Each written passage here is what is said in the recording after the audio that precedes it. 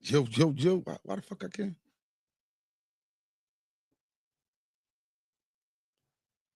Yo. Can y'all hear me? What's good? It's your boy Neutron the Don, baby. Can you hear me?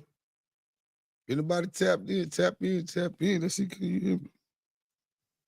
I got a new sound system, so I'm trying to make sure y'all guys can hear me.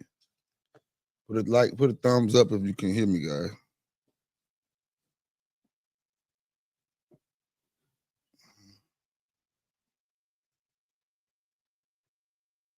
What's up? What's up? Let me see what's going on.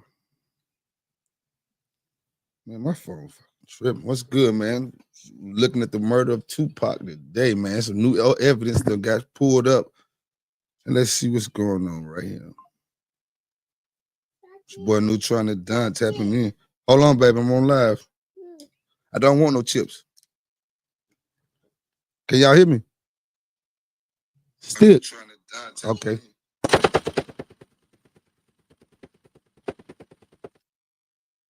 Can y'all hear me?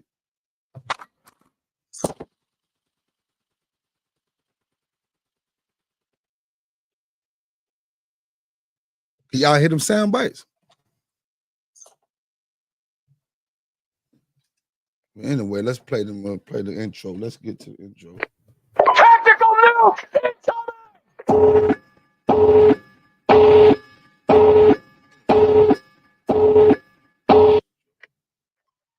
Okay, yeah, y'all can hear that. Y'all can hear that thing.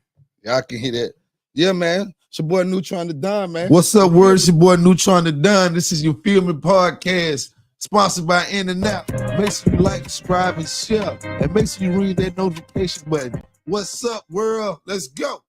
Let's go, man. Let's jump into it. Where y'all at?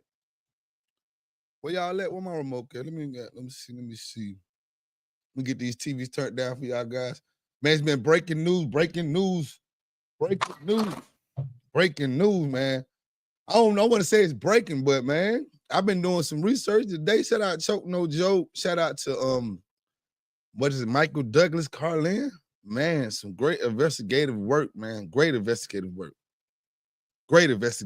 man. This case could have been solved. Basically, what it is you got these dirty LAPD cops. They've been, you could say basically they've been taking out game and was like, I feel like they was strategically trying to take out Suge so they could take death row. They wanted death row. He didn't want to be a cop no more. This is allegedly, anyway. But let's listen to your boy Michael Douglas Carlin. This is under the Fair Use Act. So fair use. Let's see. So today we want to talk a little bit about the MGM tape, and then we're going to get into just kind of structural things within the music industry in general. I'm gonna blow this up. And the MGM tape, why do I keep playing this over and over and over again? Because their narrative is that Orlando Anderson Ain't no difference. is standing there, a Southside Crip, in a sea of 1,000 bloods, all alone. And Trayvon Lane comes over, whispers in Tupac's ear. Tupac goes tearing after him, beats him up, and then Orlando Anderson is pissed off, comes back, and blasts Tupac on the strip. That's the narrative. And so the way they make it sound is that Orlando Anderson is all alone and that Tupac just happens upon him. And they make it sound like there's nothing else going on behind the scenes there. And we know that Michael Moore's getting phone calls from Reggie up in his room, making sure that Michael Moore's not down there, because this would have never happened if Michael Moore was there, because Michael Moore's got his gun on him. And it's just not going to jump off if there's somebody that's there that has a gun. And that's why the guns have to be collected. And so we see this MGM tape. There's an operation that's going on. We have uncovered an operation, a cop-oration, because these are corrupt cops that are in this MGM video. And once you see it, you can't unsee it. And that's why I play it over and over and over again because this is so central to the Orlando Anderson Did It theme.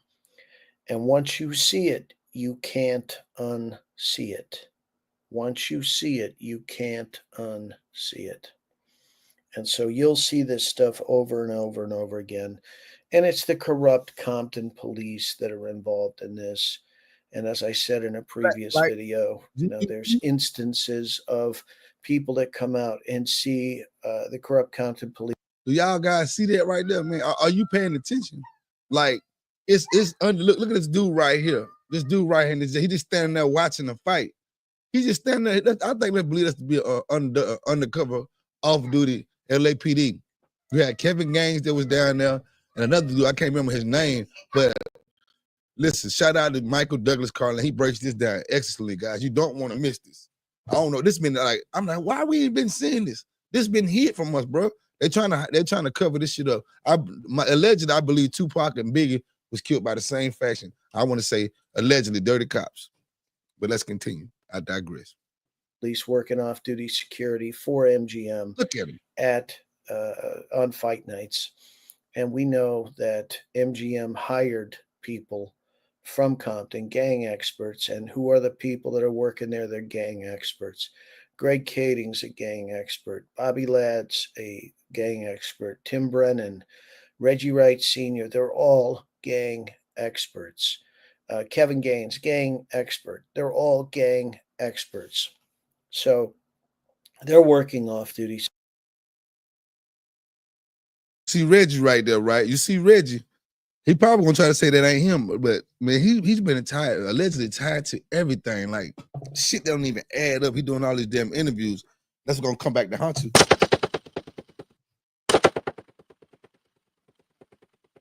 See, y'all like the new equipment I got. You know what I'm saying? That's thanks to y'all, man. Y'all been supporting them, brother. Thank you. Thank you. Let's continue. Hush. Security, and that's how they collect the tape and what have you. And once you see it, you can't unsee it. You can't unsee that. But today, I kind of wanted to talk a little bit about the actual music industry and about Compton in general. Now, I've been to Compton well over 2,000 times. During COVID, I was there every single day, and I was there sometimes multiple times within a day. Sometimes I'd be in a backyard in Compton, and I've been working, editing and whatnot down there till like 2 o'clock in the morning, and just ready to pack up and leave. Right there. And just as I'm packing up, we hear gunshots. You see that right there? You guys got to watch this shit. There go Greg Kading right there. It made a career off Tupac. But there go Greg Kading. Made a career off Tupac. Now, why you gotta watch these arrows, guys? Look, you're gonna see Reggie. Look, well, he gonna come through. You're gonna see he gonna point the arrow. This is kind of crazy. Look, same jacket as before. Look right there. I want to say that's Kevin Gaines. Go Reggie. Allegedly.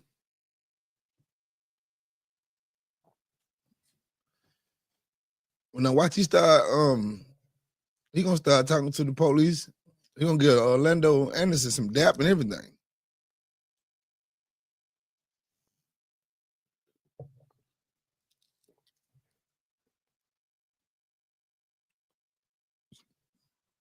You see him? You see him right there? Now look, he left. Look at that. Let's wind that back. Look, watch he leave with Orlando Anderson. They look like Reggie. Right. Junior, look. He left with him. Now here go the other two off-duty police officers. Look at right there. That's Kevin Gaines, allegedly, Orlando Anderson, and that's Reggie White. Why are you walking out with the dude that Tupac just beat up? Hey, look, I told you, Kevin Gaines look like him to me. Why is he walking out with the dude Tupac just got in a fight with? Reggie, explain that, sir. Paid to know someone that can get you out of liquor. Yeah, because when they ever got a fight in a place like that and they just let you walk away, they know I'm finna get y'all for something. I'm just saying they didn't take no statements. Like this was like he's speaking to a microphone right here. You see it? Speaking into a microphone. It's getting real, man. It's getting real. Look, he tapped the man on the back right there. You see that? He taps him on the back right there, man. Shout out Michael Douglas Carlin with this great. How did you get this tape? Oh, he got it from Russ Poole.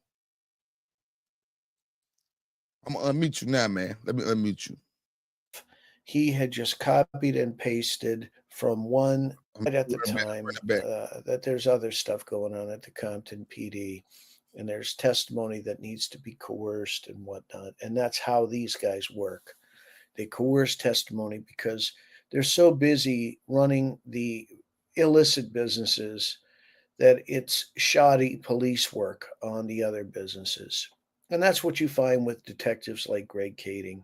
He's so busy doing the shady stuff that his actual police work is shoddy.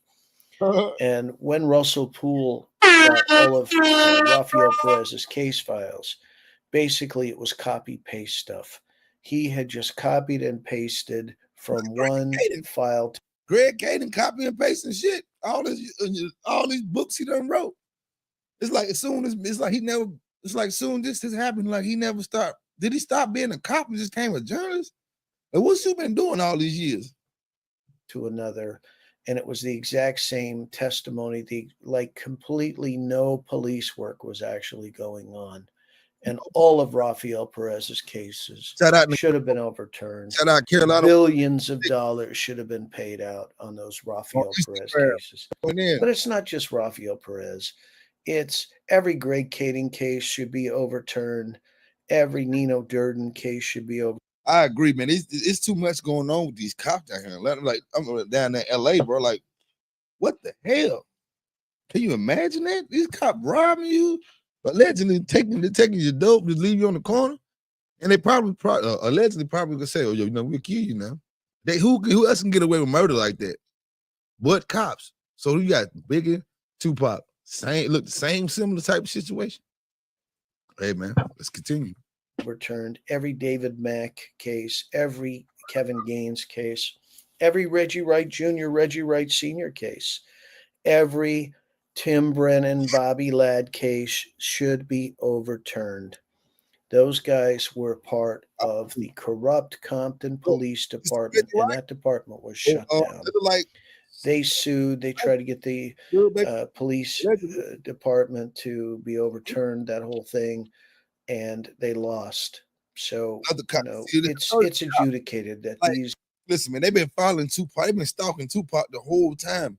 It's like they was waiting for the moment. So let's say allegedly Orlando Anderson was a ploy to have a motive, somebody else to be wanting to do something to Tupac. But Orlando Anderson, they say that he was at the bar when the shooting was going on. He could not be in the Cadillac. Hey, so look, this look like some Malcolm X COINTELPRO type shit, allegedly. This is the facts that I'm getting. But listen, don't just depend on me. Just watch what you see. Your eyes are not lying to you. This is clearly as an undercover. Death Row was full of informants. Reggie Wright, Kevin Hackey. This is all kind of FBI informants that infiltrated Death Row. Why they never infiltrate other goddamn industries? Like they always infiltrating black people shit, man. Damn. This was a corrupt police department.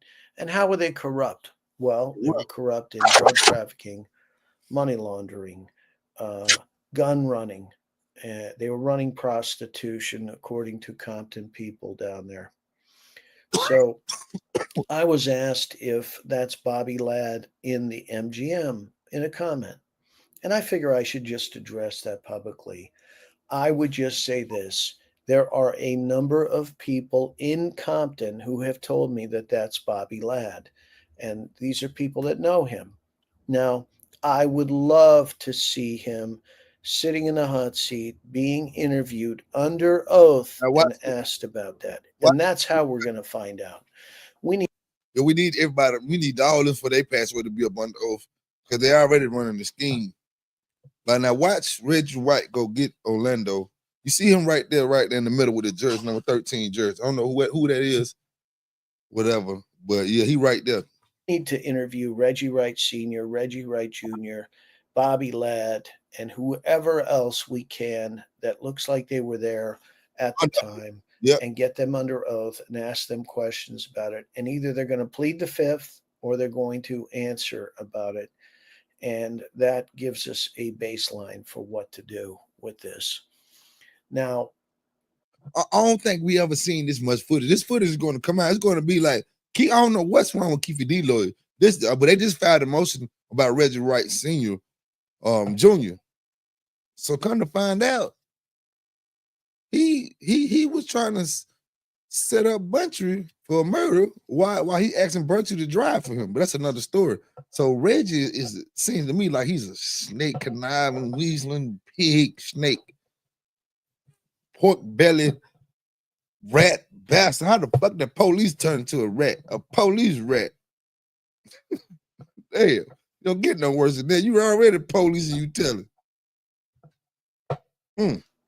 let's talk about the music industry. When you make a pact with the devil, he always comes back to get his due. You see, 1, 2, And 3 cops. we want to talk about Suge Knight today. That Reggie right there? Okay. Look, is that Reggie right there? Everybody been trying to put this on Suge while they was secretly trying to steal Suge's company. So this is what I think they was going to do. This is allegedly, right? Let's get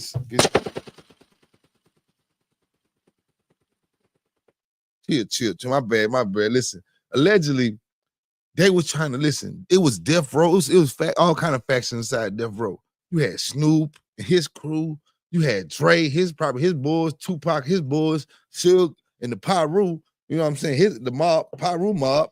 You had all kind of shit going on. So when nobody really loyal, but shit, Pac, everybody plotting on Pac and Suge probably. They got the most money. You know what I'm saying? But somehow, Suge, you know, I didn't hear Snoop end up with a radio. Suge said nobody supposed to have no radio. Then Reggie White said that the next sales didn't have walkie-talkies on the interview, but when they went in front of the grand jury, he said, yeah, they did. So they heard over the wall, walkie-talkie got him. That's what I want to say Michael Moore said that before he passed away, God rest his soul, with Frank Alexander. Frank said they were trying to kill him too. He supposed to have been somewhere in the desert. Like this some ruthless shit going on from LA to Compton. I mean to Las Vegas. All this like allegedly, they network, they buddies. You see how they cool with? You see how look, that's Reggie right there. Let's Reggie, watch this. What he smiling at?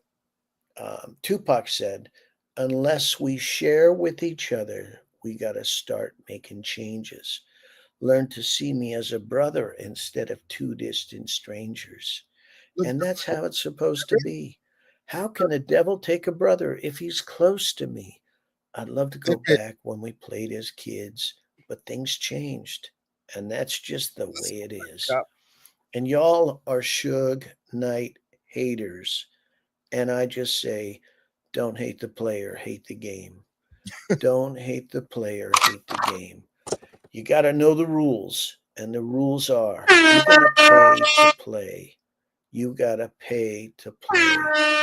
Drug trafficking, money laundering, prostitution, gun running, all that stuff, illicit business is happening. And you got to pay to play. What is he doing in life? And one thing that we know for sure is that when it comes to Eazy-E, that's an LAPD detective. I didn't catch that. What the hell is he doing in Las Vegas? My bad. Prostitution, gun running, all that stuff, illicit business is happening, and you got to right there.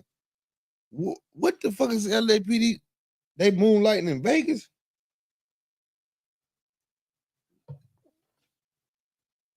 Man, Orlando was everybody was focusing on Orlando while they was getting their shit together, allegedly. All of them. Cause should say somebody cut him off. And who cut him off? Reggie's boy. So Reggie made sure nobody ain't had no guns, and nobody had no guns. Pull Michael Moore them off Tupac. You sabotage the security. So why else would you do this? But you said you didn't get fired, but when it came to the light that Tupac had fired you, he was gonna keep on Frank and Mike. You know what I'm saying? Because man, Suge did, man. This is crazy, man. While Suge was in jail, they was out here stealing everything. That's what I'm saying. If they posed them in investigating death row for doing all this, was it death row or was it the cops allegedly? You feel what I'm saying? Shit, I'm like, if you gonna look out for me, keeping my people out of jail, okay, y'all can do whatever. Well, I'm sure. But he said, we said recently that Tupac said, man, you using these cops, they're gonna be the one. The same thing they did to the Black Panthers. Do you think that's what I'm saying? But he led them in though, knowing that they cops. But he thought they were dirty cops. But they was screaming dirty. They trying to take over everything. So Reggie Wright said something about he was trying to change the Impala out of his somebody name and give it to Sarita. Why are you doing this shit a couple days after Biggie's murder? It was an Impala. Man, this shit crazy. Gotta pay to play. And one thing that we know for sure is that when it comes to Eazy-E, he was pretty straight up about it. He said, hey, I used drug profits to start this record label. He said that while he was alive, and it was pretty straight up. Now, the debate really has surfaced lately. I mean, we used to believe that it was Michael Harry O'Harris that provided the $1.5 million to start Death Row. And now it's come up that it might be Pat Johnson that provided some of that money. But the truth of that is that these guys were in prison at the time, and that money had come from drug profits to start the record label, and it was cash. I was at a Lee Baca fundraiser when he got hemmed up in his federal case. He threw a fundraiser in Santa Monica, and I met the guy who actually handed that grocery sack full of the money to Suge Knight and David Kenner. And he told me that story. And it's crazy to me that he would be at a sheriff fundraiser and he's the guy that handed in the cash. And that's how we see that there's really blurry lines when it comes to the police, the music industry, and especially Death Row Records and the drug trade. So, drug money begins a record label. Now, why would you need cash to run a record label? Well, let's turn to the Harvard report because the Harvard report discusses payola. And the Harvard report was around 72, and it was about the expansion of soul music, and Columbia Records wanted to get into that business. And they wanted to get into what would morph and become hip hop and rap. And it had its birth out of the soul and the soul music. And the Harvard report discusses payola. Now, why did they discuss payola? They say, oh, this is high. We all know about payola, but what I'm saying is like, but so basically, what he's saying is like, it's a dog eat dog world out there. Big bank gonna take little bank out every time. You feel what I'm saying? But I ain't gonna put this on the rap industry. But you can't say, but this created the West Coast versus East Coast, and all this is made up of a lie over Orlando Anderson. You see him right there by himself in a sea of bloods. Then you probably should too. Like you, come on, let me wind this shit back. Why would he be by himself when he like if he know he got beef out there? He's come on, man. He by himself. Where the rest of the bloods at that he posed to be with? Come on, man. Reggie them took that man there. It looked like allegedly because they walked him up out of there. He supposed to been the fall guy. You see him? Look at him. He supposed to been the fall guy. Coming into, but we know that when you make a pact with the devil, he always comes back to get his due. And Tupac said, and still I see no changes. Can a brother get a little peace? There's a war in the streets and a war in the Middle East.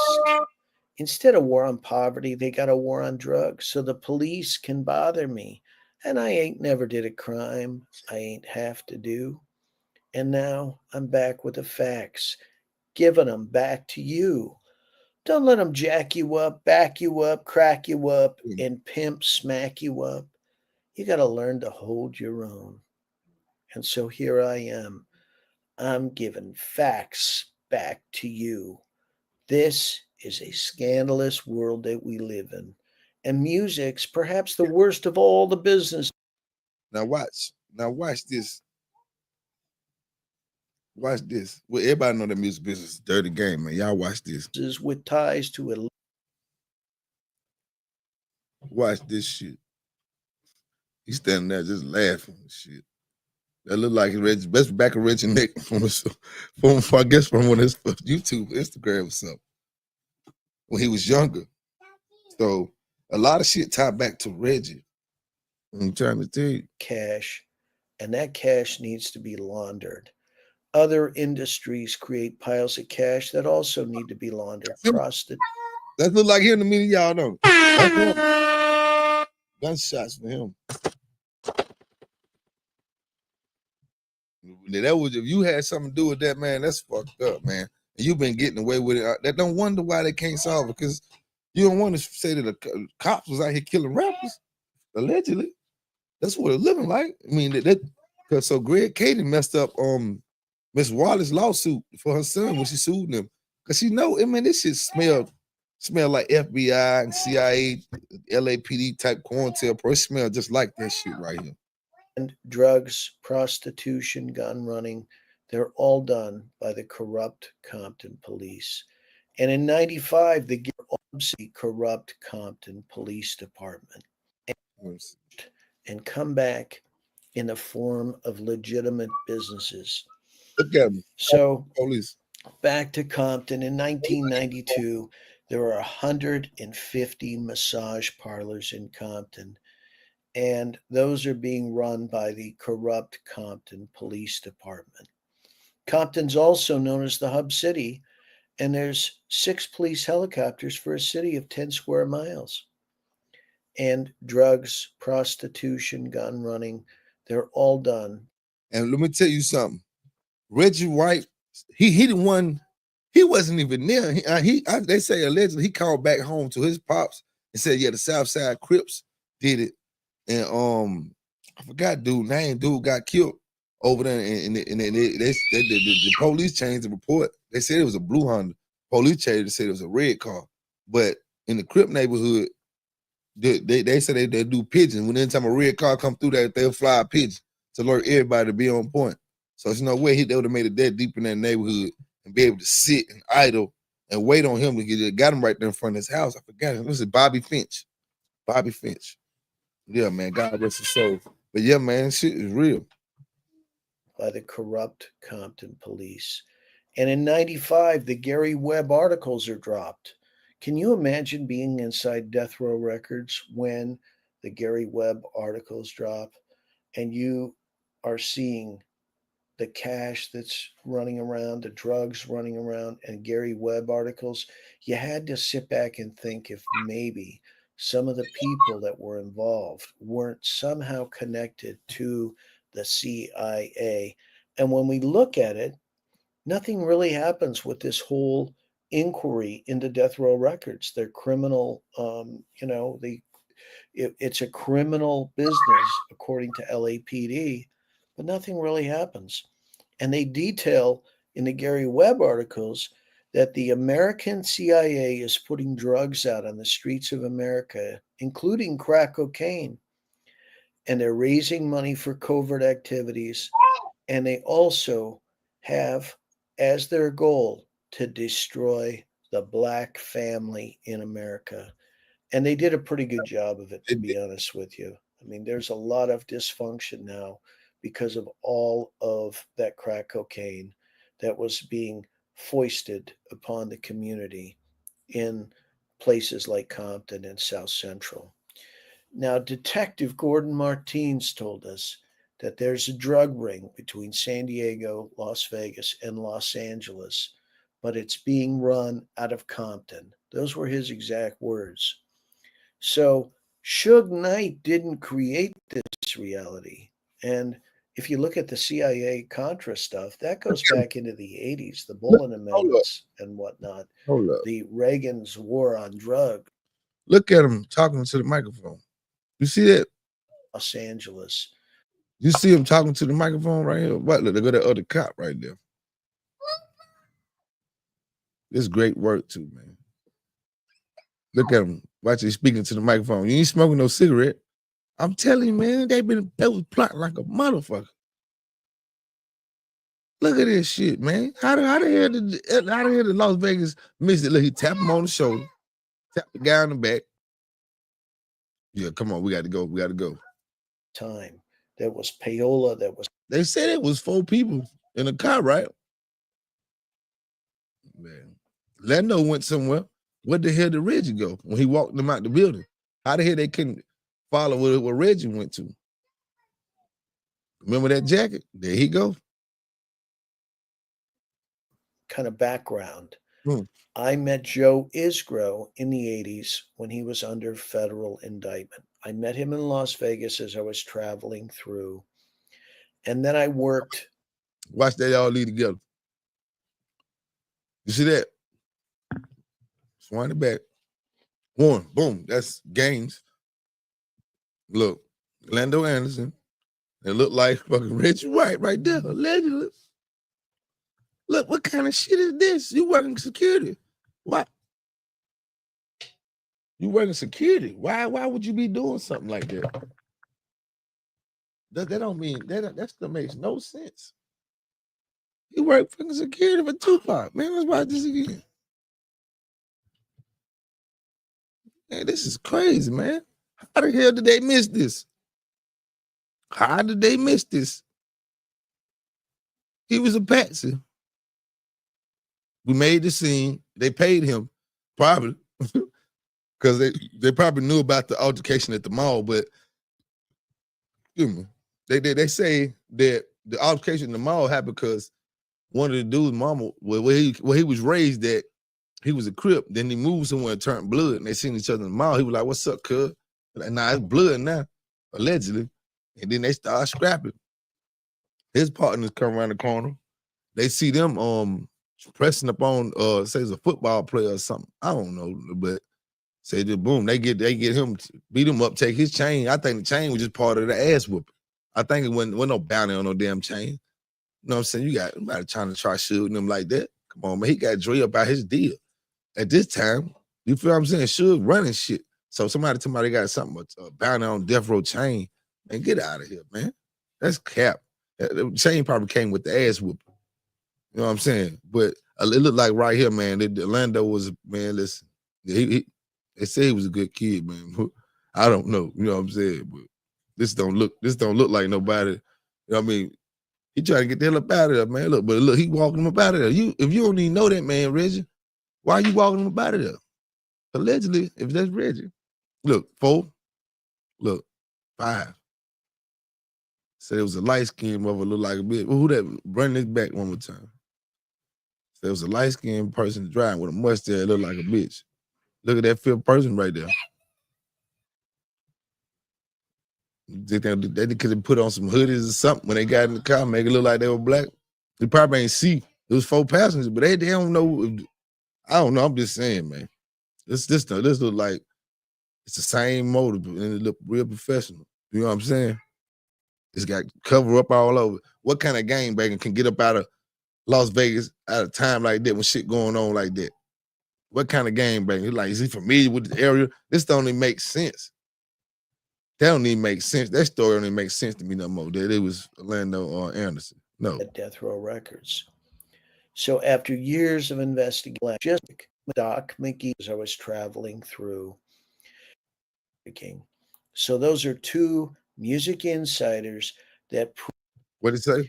And then I worked for Doc McGee on a Bon Jovi project. And at the time, Doc McGee was under federal indictment for drug trafficking. So those are 2 music insiders that predate Suge Knight's involvement in music.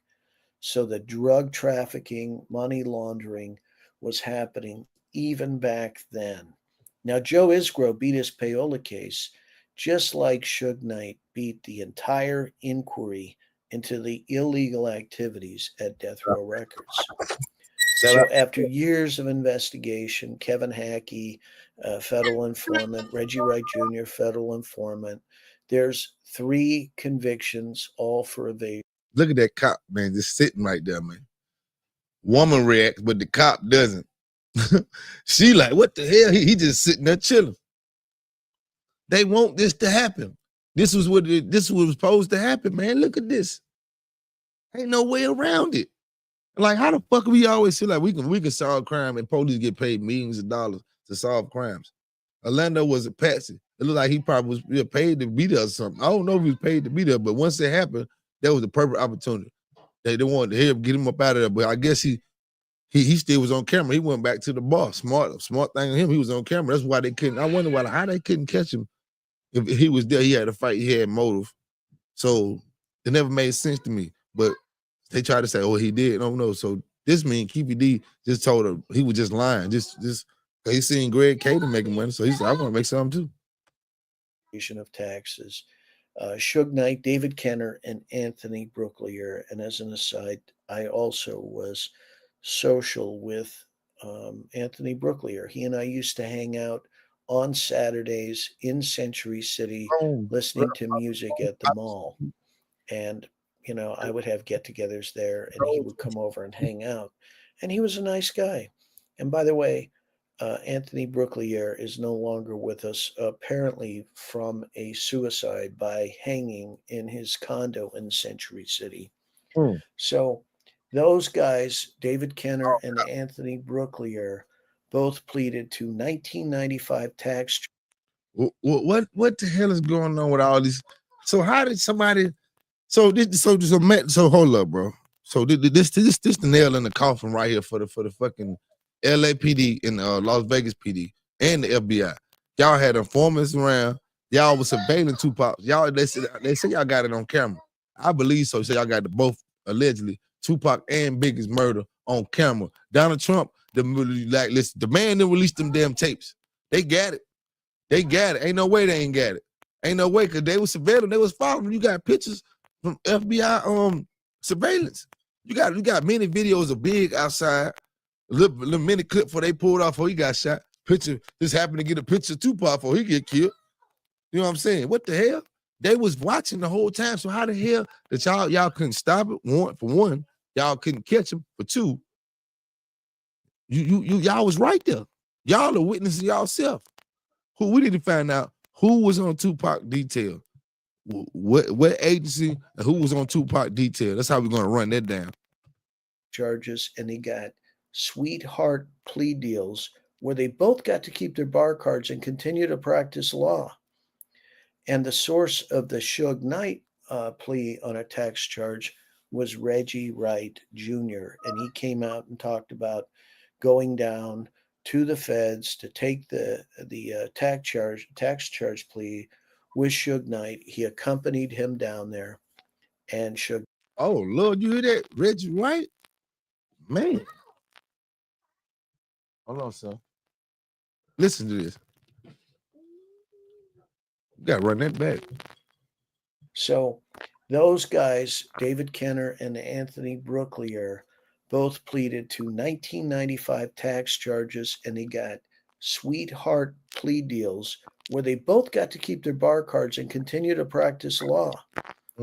And the source of the Suge Knight plea on a tax charge was Reggie Wright Jr. And he came out and talked about going down to the feds to take the tax charge plea with Suge Knight. He accompanied him down there, and Suge Knight signed his plea deal. And it's crazy to me how Suge Knight doesn't know that Reggie is a federal informant, and the federal informant is accompanying him to go down and sign his plea deal. Yeah, so his case should be appealed. What the hell? How the fuck y'all taking a federal informant So listen, Reggie Wright been in the room every time everybody got investigated. From Lando Brown, probably, I mean Lando Anderson, Keefe D, Greg Caden. Like he's been there in the room. He in the room with Suge Knight when he taking the plea as a federal foreman. What the hell, man? It's in our face. He been there. He been on all these damn interviews. Yeah, man. Yeah, man. We demand that Reggie Wright be reinvestigated. Yeah, I demand that. Tupac, man, listen. I remember the night that he passed away, man. I remember that. My aunt called me. She was good Christian woman, you know what I'm saying? House of prayer. And she called me. She like, y'all okay? Okay. What's going on? She like, Pac died. I said, what? I thought it was fake getting here. He just said got shot. I said, man, it's fake, man. I was talking about Tupac got shot. No, they killed our Malcolm, man. That was our Malcolm. That was our Malcolm, my generation. And what did I say?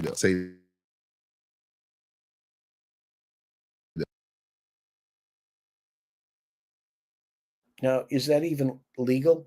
Is that entrapment? I mean, it just seems like every time we look at Suge Knight, his whole Tams case, his whole case of One Oak, every card that is ever dealt to Suge by the system is dealt to him by from the bottom of the deck. Every card is dealt from the bottom of the deck.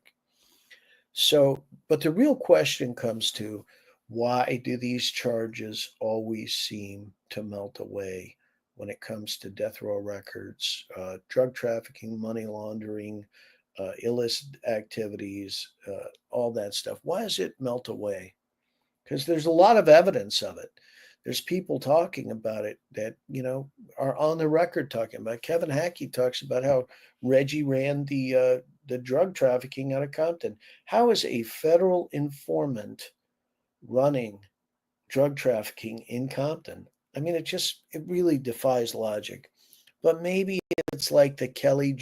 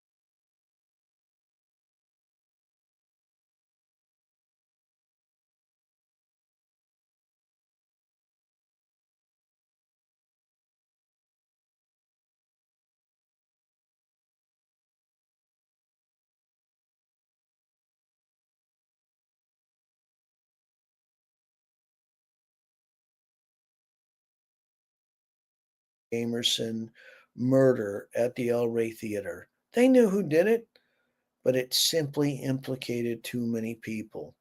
The crime was too big to bust, just like the big banks were too big to fail, and perhaps it would have interrupted too many people's cash flows. Perhaps it would have been too big of a glimpse into how shit really works in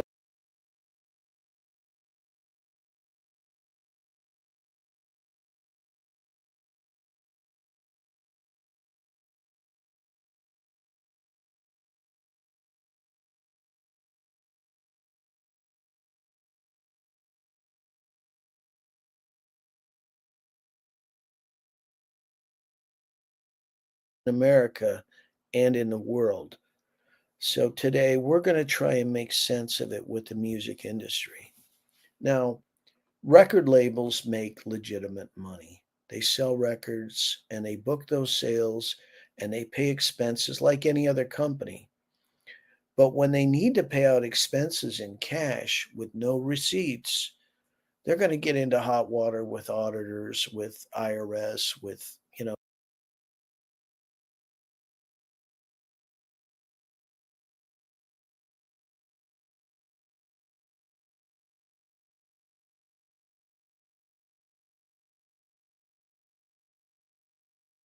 now we remember hearing Sharitha talk about not leaving a paper trail on with auditors, with IRS, with local taxing authorities. If they don't have a paper trail, they always want to have a paper trail on cash in legitimate businesses, especially receiving cash in legitimate businesses, but also paying out cash. Now, we remember hearing Sharitha talk about not leaving a paper trail. And we also remember that Death Row Dave talked about unbelievable amounts of cash floating around Death Row Records at the time. There was cash everywhere. So we know there was cash. Now, I told you that I met the guy and he handed a grocery sack of cash to David Kenner and Suge Knight. Now, why would you need cash in a record label? Well, it comes back to the payola. But we also know that there's a legitimate side and that there are advances being given to Death Row Records.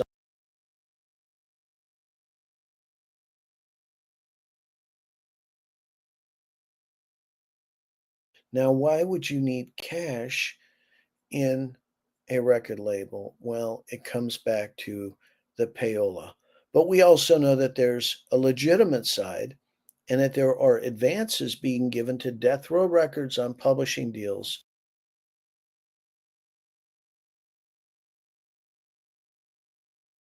Back to the payola. But we also know that there's a legitimate side and that there are advances being given to Death Row Records on publishing deals and distribution deals. So, to be fair, the money to begin Death Row Records really came from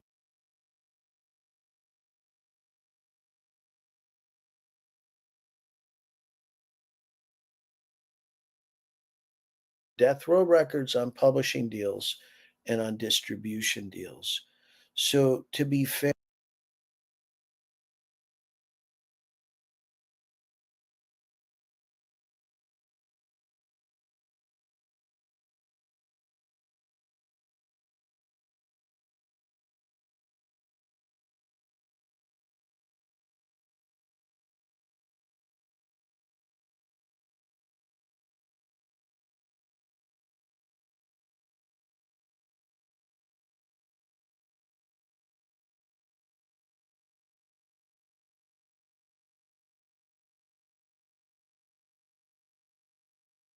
the money to begin Death Row Records really came from advances given by Interscope, but it also came from cash given by the drug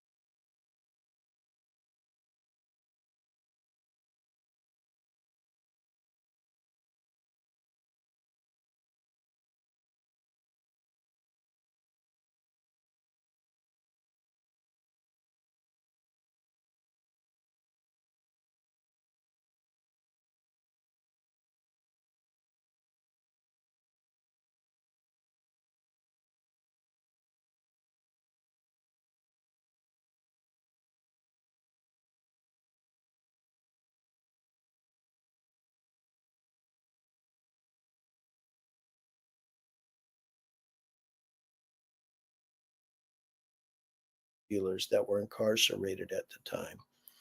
And in the music industry, what is it that you really need the cash for? And I call it the little packets of cash company. You got to pay people that control playlists.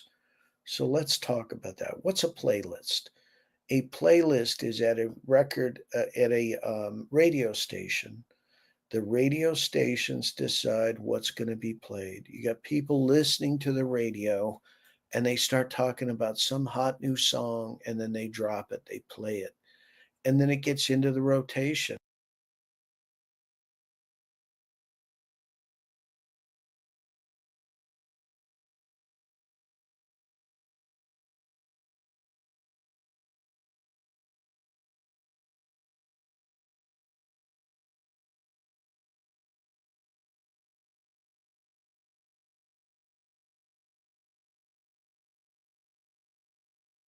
and it's played over and over and over again. And then when the album's available, people run out and buy it. Well, in order to get something played over and over and over and how it worked in the 80s was the program director at the radio station would go out and pick up his newspaper in the morning, and in it would be a packet of cash, what I call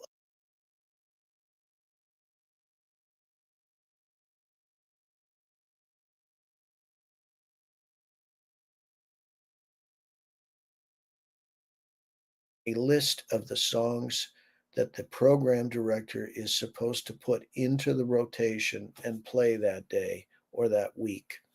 And they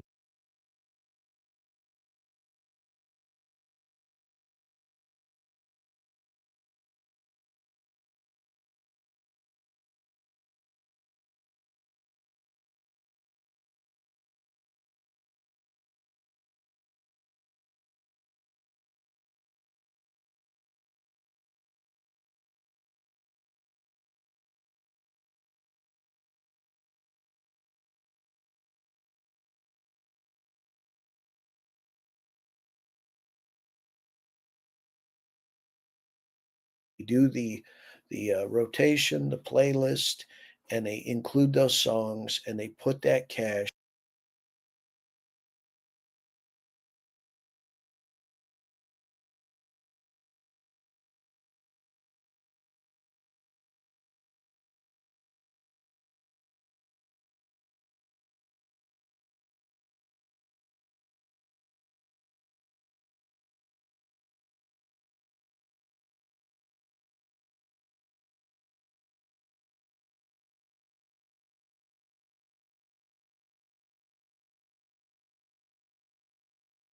in their pockets.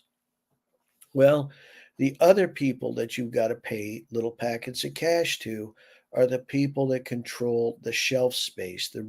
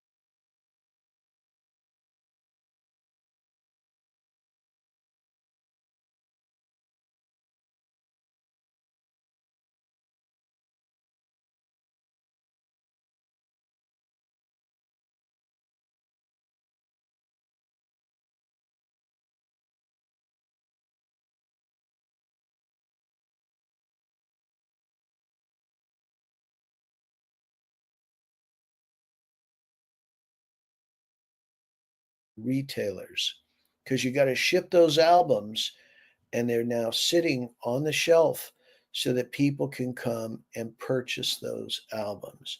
And there are people that control what gets on the shelf, and those guys get little packets of cash. They get payola.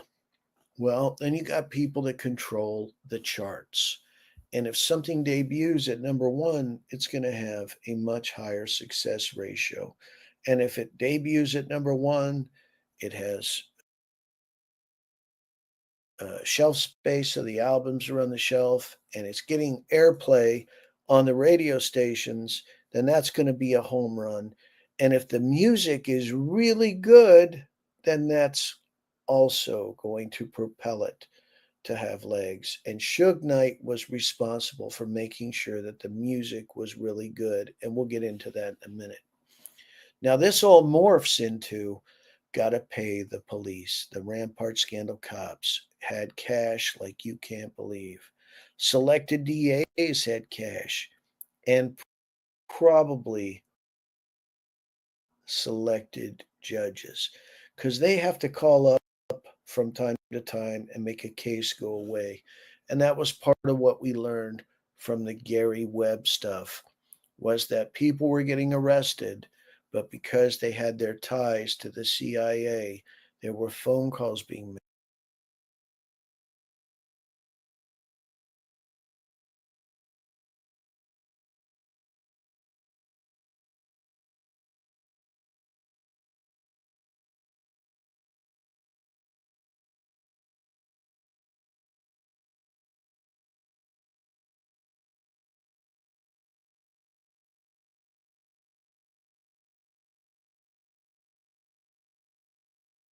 made, like, hey, you got to release this person. We're working on something bigger. It has national security interests.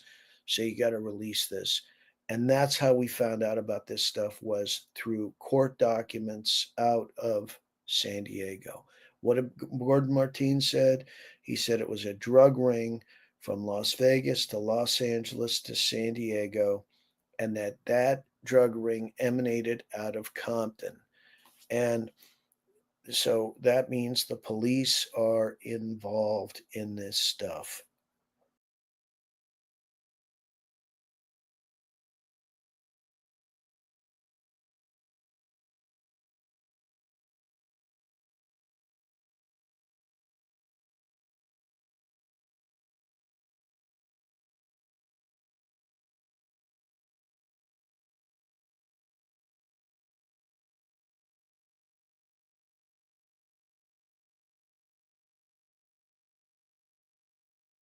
And with these little packets of cash that get paid, now we have perception being reality. So if a song is released at number one out the gate, it's going to have legs. If the song's really good, it's going to continue to have momentum and make a lot of money for the record label. Now, it could be that Suge Knight was not expected to have such an impact with this record label, because it's drug money that starts it. It's really a front company. And now it starts to have success, and it's starting to take over the entire music industry. And that is problematic for a lot of reasons, because if you got the little packets of cash company and the record label drawing too much attention to the record label, could have an impact on the little packets of cash company. And if you got the little packets of cash company that's working in conjunction with Death Row Records, well, then why not just include the little packets of drugs company? And it's a way for you to pay the artist. It's a way for you to. I do read the chat, bro. I mean, there's a lot going on, but it's cool. Appreciate you tapping in, Perry times 3. Appreciate you tapping in, though. Pay the technicians, and it's a way for you to deal with late night bumps that are needed in the music industry. Now, the legitimate music company is run by Suge, and he says he runs it as he would run a football team. Training, training, training, getting ready for game day, getting ready for the Super Bowl. He hires artists, he hires technicians, he hires marketing people. And they've got a little bit of an edge, and that is they are soliciting that demo tapes be sent into the record label because they're looking for the next talent. Well, they're not really looking for the next talent, and Suge Knight says it. He says he gives props to Eazy-E because Eazy-E created this. And what they do is they get demo tapes sent in from all over the country, all over the world. And when those demo tapes arrived, they go through them, they listen to them. If they hear something that sounds unique, fun, exciting, good lyrics, good beat. They rip it off. They get it, the demo tape. They look at it. Dre redoes the beats. The DOC redoes the lyrics in the early days of Death Row, and that's the song. Oh my God! Did you hear that? He said they stealing people. So you mean to tell me all the time of growing up in the 80s and 90s, y'all been paying for y'all been putting these demos out, and y'all was stealing people music? Is that what you saying? That they was stealing people music, Easy and Dre? They take the demo, remix and remake it, remaster, remake it. They doing it with oldies, but are y'all doing it with people that's trying to make it? Is that what he allegedly saying? I don't know, guys. That's crazy, man. If that's true, we can't stand for that. I hope that ain't true, bro. I hope listen, Dr. Dre, man, you better clear that shit up. You been stealing from the up and coming struggling artists, the struggle rappers who trying to make it. Like they swear they was throwing y'all tapes in the trash, but they got them in their office and they. You mean to tell me they get inspired off y'all demos back in? I don't know, man. That's crazy. Better be careful with your music. And Suge says, I stole that from Easy E, and I took it to a new level, which he did. So Suge Knight is taking this to a whole new level, and that's a great thing because there's cash flow coming in, but it's also a bad thing. And why is it a bad thing? Because it's drawing too much attention to Death Row Records. And I say again, don't hate the player, hate the game. So when I was doing the initial investigation with uh, Russell Poole, Russell told me that Suge Knight was behind the murder of Tupac and that Suge Knight was behind the murder of Biggie Smalls. And when you look at the murder of Tupac, it would be impossible to get a conviction of Suge Knight in the murder of Tupac Shakur because Suge Knight was sitting with Tupac in the car when the shots rang out. Yeah, man, that's the craziest shit. That's the craziest stuff ever. Saying that somebody gonna tell you shoot the car while you in it. Man got a bullet in his damn head. That ain't making no sense, son. Why you hollering? Chill out. But that's not making no sense, bro. Like, the hell? Oh yeah, come on, shoot the car. I'm being the car. Yeah, don't shoot me. They said they got a marksman. He couldn't do the shot without shooting Suge. Like that's crazy, bro. And so impossible to get a conviction that Suge Knight is behind the shooting. Impossible. And in the Who Killed Tupac, they actually hire a marksman to try and shoot up the car without shooting Suge, and the marksman fails miserably. And Randall Sullivan looks a little bit ridiculous, him saying that Tupac's murder is been orchestrated by Suge Knight, especially. Look at that. Cop, listen, he shake Orlando Brown's hand right there. Look like Reggie White. Is that Reggie White Sr.? Junior? Yeah, I thought he said he was at Club 662 when the murder happened. Look like you right there with Orlando, bro. How the hell Greg Cater didn't know you was there? I don't know. It look like Greg, you're right there. When they tried to get a marksman to shoot Tupac without hitting Suge. Now, there's this whole debate about whether or not Tupac was, Suge was hit with a bullet fragment or he was hit with glass. And that's something that I think emanates from Kevin Hackey, my understanding. And you look at Kevin Hackey and all this. Where's Kevin Hackey? He is a Compton school police. Okay, school is kind of a, you know, a early morning until 3 p.m. kind of thing in most of America, and it's a Monday through Friday thing in most of America. And I'm not saying that there aren't some Saturday classes, but for the most part, if you're in the school police, you know, and you're working Saturday night, I mean, it really doesn't make sense. And he's got Frank Alexander's radio with him. Now, we don't really know whether or not he was in the entourage with the feds listening in on the radio, but it kind of makes sense. I mean, why would you keep the radio? Well, there were other people that have talked about listening in on those Nextel radios and hearing the Gotham come over the radio and don't say nothing over the radio. So there were a number of people that were listening in on those radios, and it might make sense that the federal informant that's trying to take down Suge Knight and Death Row Records is listening in on what's going on in Vegas. So the whole debate of whether or not Suge was hit with glass or a bullet fragment, I think is kind of ridiculous. And we shouldn't waste our time on foolishness like that. All that foolishness is there to just distract us from the real facts of the case.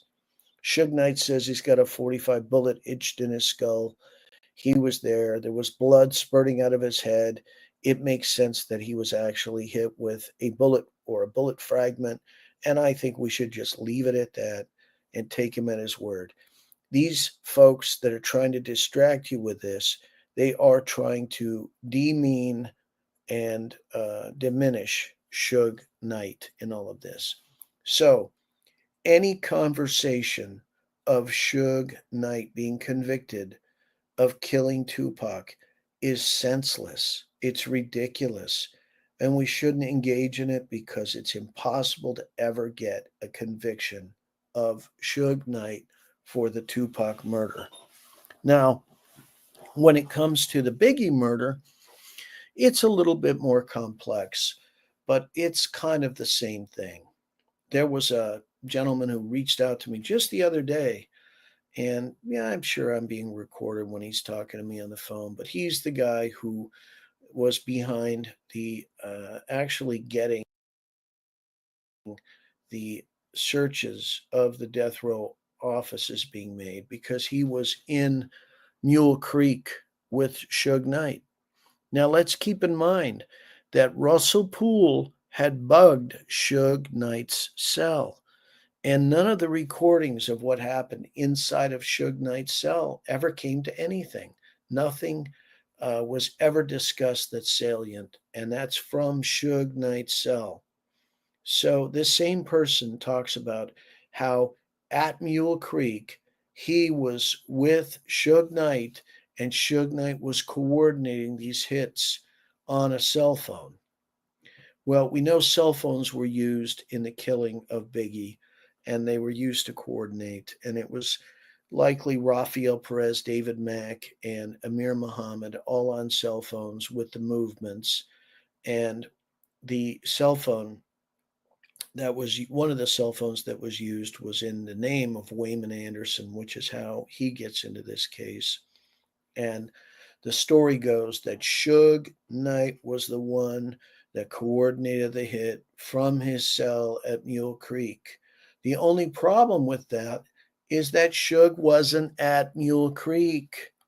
Suge was in LA County Jail at the time. And what we know about Suge in LA County Jail, because Why they making up all them lies then? Like, it's so many lies, man. It's like the police spinning everything is on paperwork. Most people did, but take Orlando out the store. Take Orlando out the store. What else happened? Something else happened, man. Something else happened. Russell and I had interviewed somebody who was there with him in jail at the time, and he was shackled hand and foot. He couldn't have even had his hand up to his ear at the time coordinating a hit on a cell phone. And back then, things were a little bit different than they are today. Cell phones inside a prison are a little bit more commonplace today. Yeah, I But agree. cell phones back then also didn't have the kind of reception that they do today. and all that concrete, it would have been difficult for Suge Knight to ever coordinate this. And once Russell Poole realized that, he no longer thought he could get a conviction on Suge Knight. He also began to realize that there was an important break inside of Death Row Records and that there was a coup d'etat that was in place. And that's part of what we get from the confession letter. So it would be impossible to convict Suge Knight of Biggie Smalls' killing. Now, there are people who talk about how Suge had said he wanted to kill Biggie. There are, that's all hearsay. Not a lot of like corroborating witnesses about that. But I can just say this, it would be very difficult to get a conviction on Suge Knight for killing Biggie. Now, did he take credit for it up at Mule Creek when he got up there? It's likely that he did, but Suge Knight took credit for a lot of things he didn't do. You think Suge did that? You think Suge? I smoke. But ain't nowhere in here, my brother, talking about you smoke Biggie. You ain't nobody in the prison telling nobody you did no criminal alley, bro. Man, come on, nah, you ain't telling nobody those shit like that. You can't trust nobody telling nobody no secret like that. That'll be between you and God. And I don't think he had nothing to do with it. And I think they were trying to take his company. Okay, they got Pop, allegedly. Now it's time to get okay. Now we gotta get Suge out the way. Let's take this company over. Now it's back in who hands? Full 360. Suge got the way. That was the goal. Pop, Suge got the way. And one thing we know, Vanilla Ice was never dangled over a ledge with his by his ankles. I mean, you ever tried to, even holding a little kid by their ankles is difficult. And so I know Suge was big and bad and tough and all that, but grabbing somebody by their ankles and holding them over a balcony while they're moving and flitting about, that's something that likely never happened, and it's just folklore. Yeah, So right. if we're not going to get a conviction on Suge in either the Tupac or the Biggie murders, let's not waste energy going after Suge for these crimes. And why is it that they want to hand Suge Knight these two murders under the table, which is the story that's being given now by the sheriffs and by prosecutors, that they knew they really couldn't get Suge on the Terry Carter murder, so they handed him two murders under the table, and that's how he got his 28 years. And they did it because Suge Knight is the boogeyman. Suge Knight's also the guy who understands how shit really works. He understood who the Compton PD were. He didn't really like police. He didn't really associate police. He tried to stay away from police, but he had a healthy respect for them. And he did turn the industry on its ear over getting these guys compromised and corrupted. And yeah, but he couldn't control them. So it seemed like well, they was like, man, listen, man, look, they knocked the shit off. So like that's probably why I'm saying, like, man, they was knocking shit off, man. Like, can you imagine it? They couldn't plan to listen, I can put a body on you. Quit playing with me. You know? You feel what I'm saying? Allegedly. That like, can you imagine that? Like, man, you gotta quit playing with me, we put a body on you. It's like, man, they can pay somebody to listen. Let me go ahead and pay you. I want to pay you to go start some shit. Go start some shit. I'm gonna be right there. It ain't gonna go on. Boom, they kill you. But they fuck around. You thinking you finna go do something else, and you got beat up. Then boom, they put a body on you. He did it. Southside did it. Hey, Lando did it. Southside did it. You wasn't even there, but look like you was there. Look like you right there. Look at you. Is that you, Reggie, sir? I would like to know. Come, Reggie, come to the congregation. Is that you, Reggie? Is that you right there who said you was not at the club? So you said the 662. This 6 minutes before the what? Before the fight? I don't know. I don't know. And he probably knows who all the corrupt people are in LA.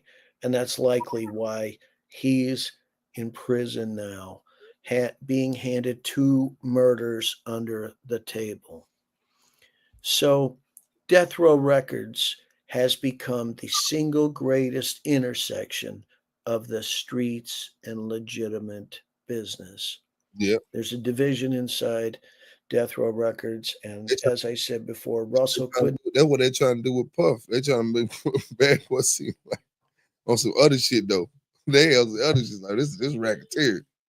understand that there was a difference between Suge Knight and Death Row Records until he realized that there was a coup d'etat happening inside of Death Row Records. So, what's Las Vegas? Las Vegas is the not little packets of cash company, it's the big packets of cash company. And especially back then, huge amounts of cash could be laundered in Las Vegas. Huge amount of cash could be stored in Las Vegas inside those casinos. Hmm. And it's a perfect place for payoffs. He saying, let him go. Let him go. He with me. I know he from LA. You know what I'm saying? He good. That's Orlando. But man, they already knew Orlando. These damn police officers already knew Orlando. They know they work the area. They there for gang consultants. So what the hell? Y'all just let him walk off? I thought y'all was there for gang consulting. So if he from California, down there on some gang banging shit, getting in fights, I don't think y'all need to. I don't know. I don't know. To bring in drug money, store drug money. And that's why Las Vegas becomes an important part of this drug ring that emanates out of Compton. And that means the ties between Las Vegas and Compton PD are very strong. And we see it in the MGM tape. These are Compton PDs in the MGM tape. And we'd like to see them under oath explaining that whole thing away. We want to see them under oath, and we want to be able to ask them the tough questions because there are. If them cops, so what y'all report said if y'all had to escort him out or something, like they had to go get a statement, did Lando try to press charges or something? Why do y'all need to escort him out? Y'all look real friendly, bro. Things going on in Las Vegas and Compton. And as Gordon Martin says about Las Vegas, it's all about money. And you can get whatever you want in Las Vegas as long as you have money. Allegedly. And he said it's likely that the police were involved in the murder of Tupac. The police were involved in the murder of Tupac because there was money there. I kind of believe so too. I think it's like if it ain't, it's the same way how they did Malcolm and Martin, JFK. It just handed this y'all assignment. So like, man, it's back in the day. You know how the government was running back in the day. Man, come on, man, y'all. They dropped crack off in the neighborhood. So I don't put this, but what's wrong? Stop. And now we see the Keefe D case, and who's his attorney? His attorney is the son of the former mayor, who is a mob attorney, and that that just shows us that they want to wall off this case. They want to wall it off so that it doesn't lead to the implication of some of the corrupt cops that were there. They had no intention of ever. Yeah, I don't think this case gonna go to trial because it's gonna be a lot of shit come out because Keefe D don't know what the hell he talking about. So he like, man, oh yeah, all I gotta do is say this. They already had it, basically wrote down who they said was in what car. Well, he said they already had everything. So yeah, he dumb man, he just went along with it. So y'all gonna let me out of jail, get me off this RICO. He turned it to a rat. He read it, but I can believe his dumb man did that because he what his written handwriting statement. What the hell his statement at? You hear the confession, but he knew the story. Like it's easy to recite that shit. Oh yeah. He just making up lies as he go. He could be getting caught up. You go back and look at his interview. He be lying like hell. Shout out to Choke No Joke. I'm gonna do a review on Choke No Joke. Choke man, Choke be goddamn man. Choke be on spot on this, especially on this.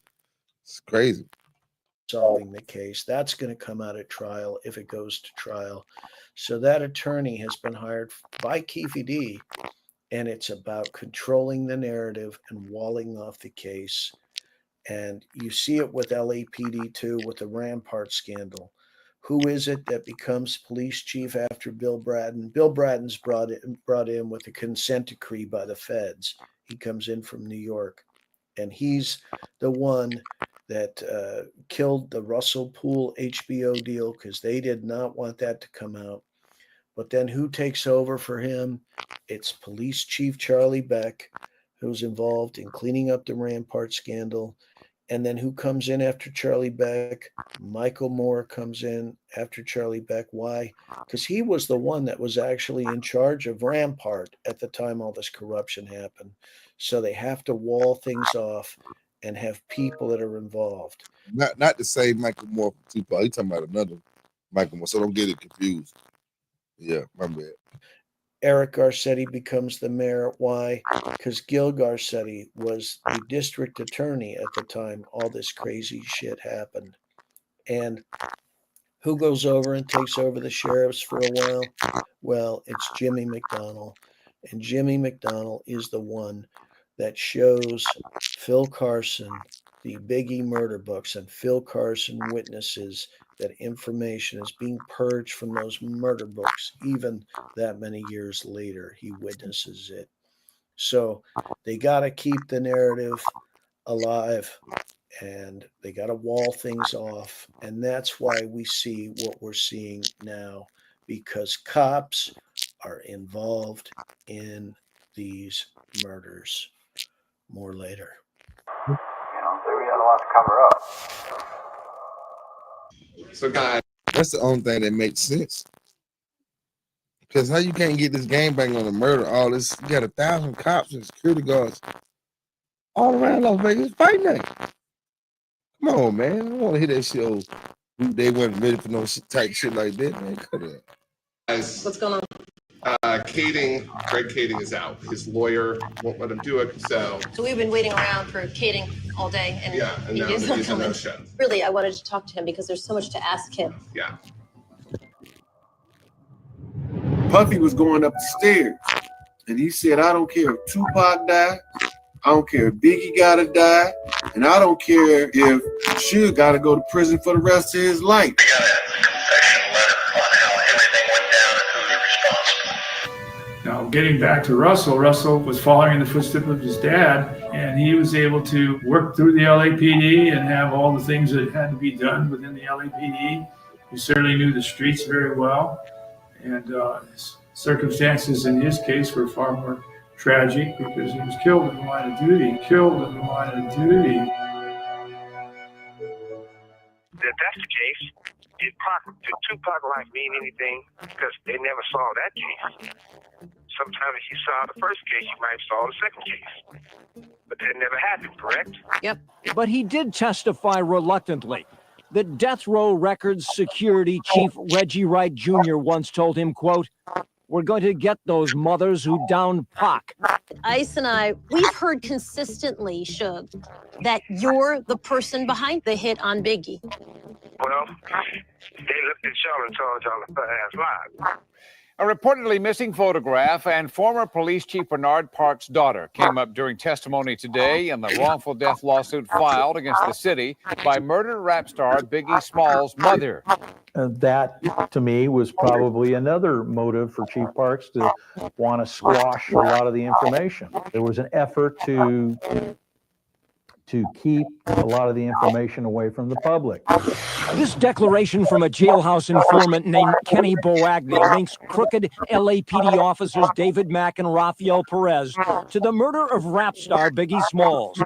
Right? You see, Suge was willing to say, I didn't know those two cops, but maybe Reggie knew them. Never met those dudes. They never worked for me. They knew Reggie right. They didn't know me. You always will tell you, those are Reggie people.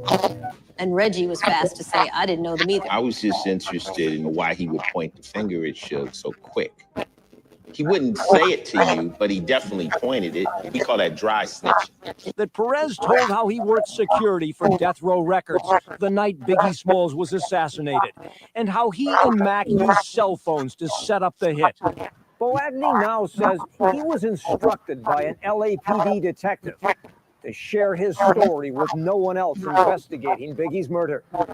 Judge Florence Marie Cooper says LAPD may be involved in what she calls deliberate and intentional concealment of information. Jailhouse informant Kenny Boagny ties former LAPD officers David Mack and Rafael Perez to the murder of rap star Biggie Smalls. LAPD has withheld reams of other evidence as well, including at least 2 other jailhouse statements implicating dirty cops Mack and Perez in Biggie's murder. 1,000 pages of information were withheld describing Mack and Perez's involvement in Biggie's murder. 3 different jailhouse informants who offered to wear a wire were all turned down by LAPD. A wire, say informants, that could have caught jailed officer Perez boasting about his involvement with Death Row Records and the Biggie Smalls murder.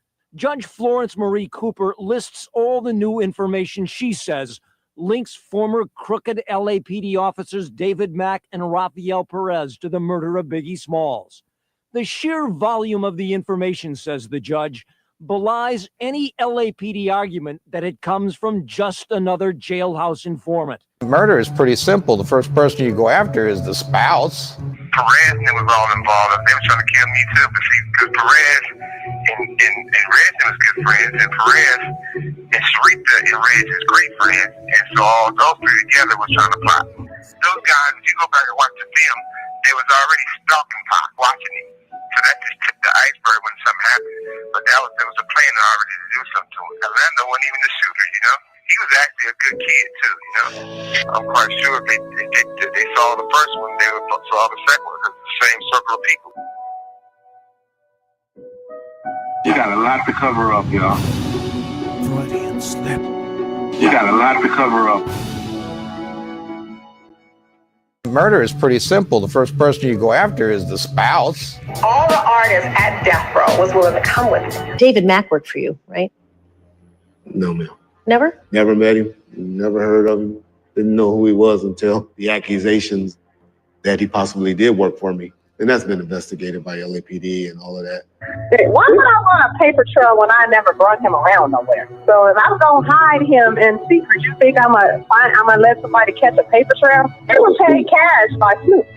Perez and them was all involved. They were trying to kill me too, but see, because Perez and Reg was good friends, and Perez and Sharita and Reg is great friends, and so all those 3 together was trying to plot.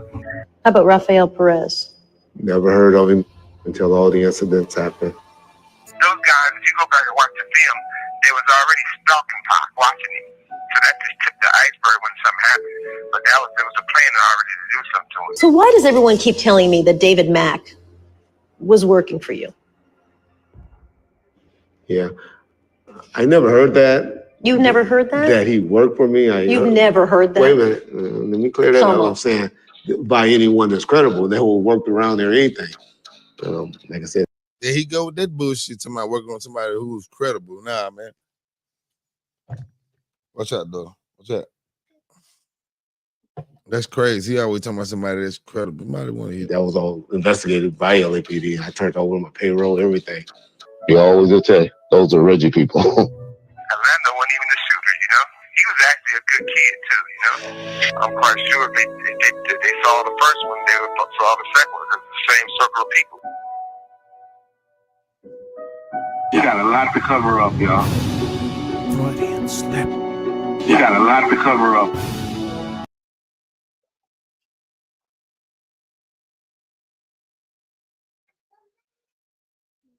Let's see, man. This is crazy, man. Snoop, I hate to do this. Here's a big secret. Only 17 out of... Damn, Snoop. I was like, man, what the hell, man?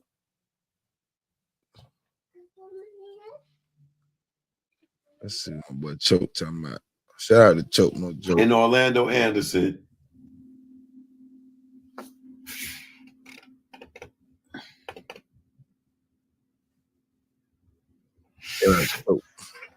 Snoop, Orlando Anderson,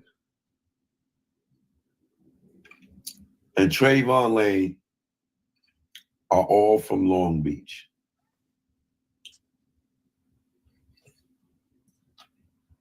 Did you know that? Did you know that? Snoop, Trayvon Lane, and Baby Lane, Orlando Anderson, are all originally from Long Beach.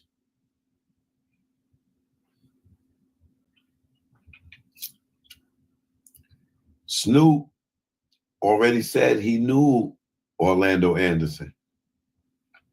Snoop is on the Hard White compilation with Big Dre and Orlando Anderson and them people, right? So they have a Long Beach connection relationship.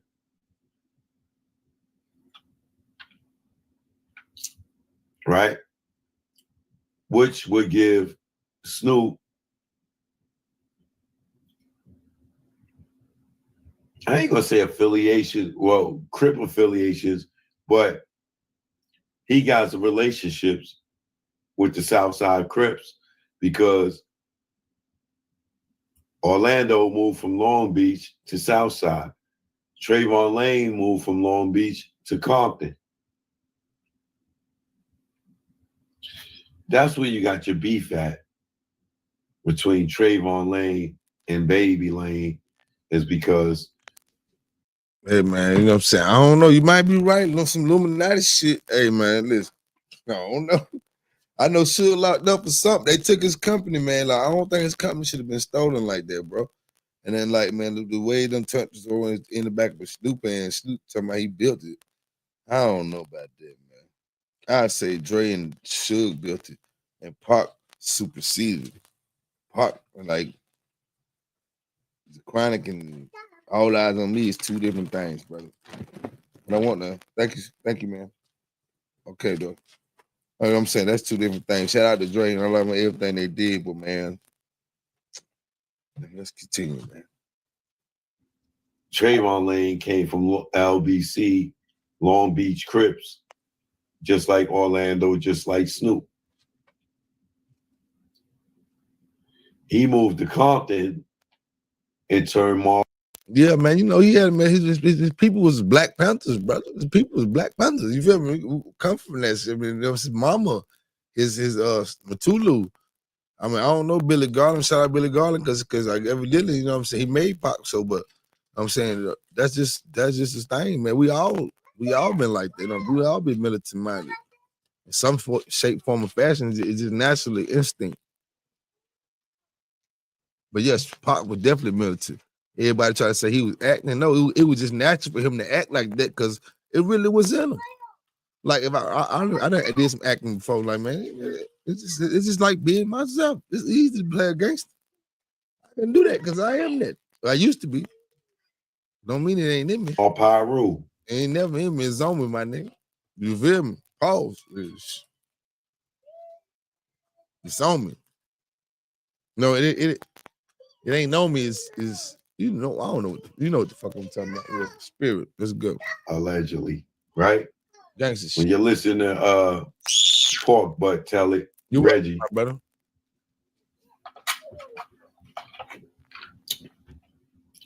Trayvon moved from Long Beach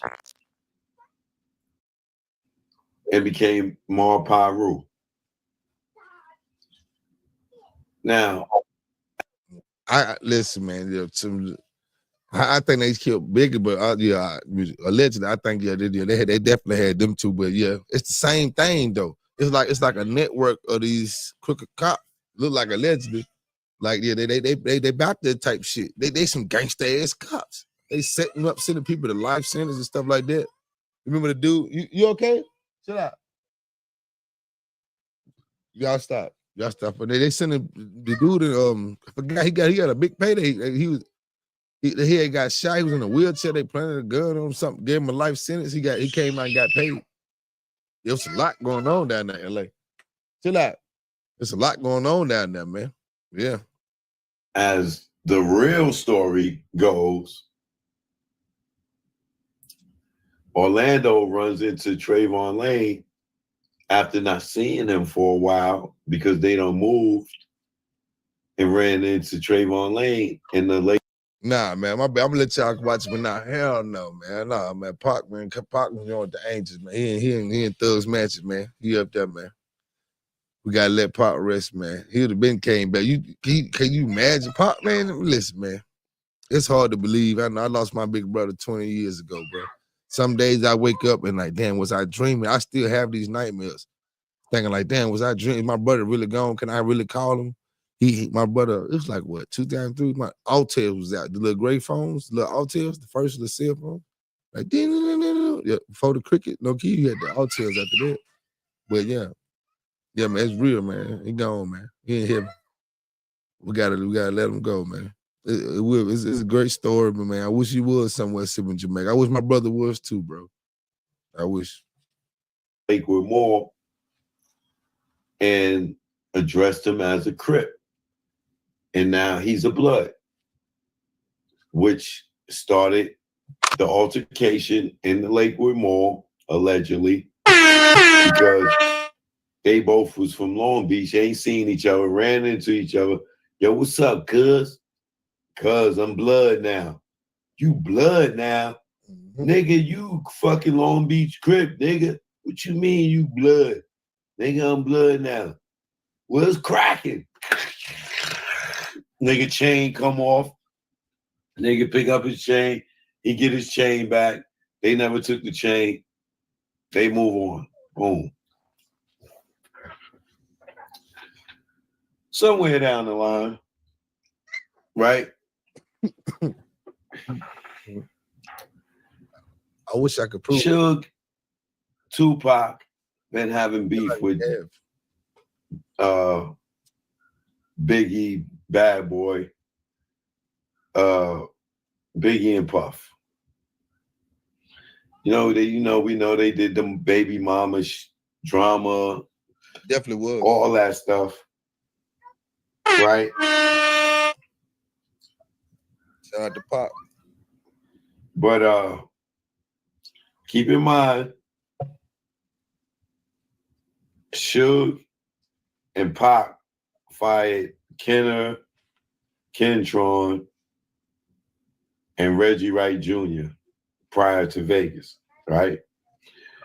Remember, Snoop and Pac got some real serious fucking beef with this nigga on the radio talking about he ain't got beef with Puffy, right? And they already had tension. It was already physical altercation between the Dog Pound and the Outlaws already. They already had some drama.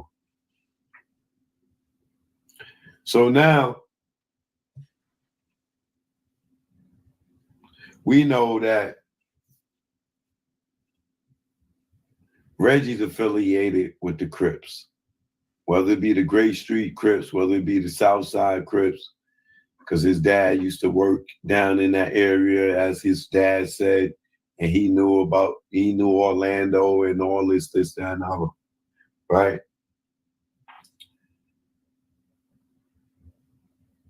What I believe is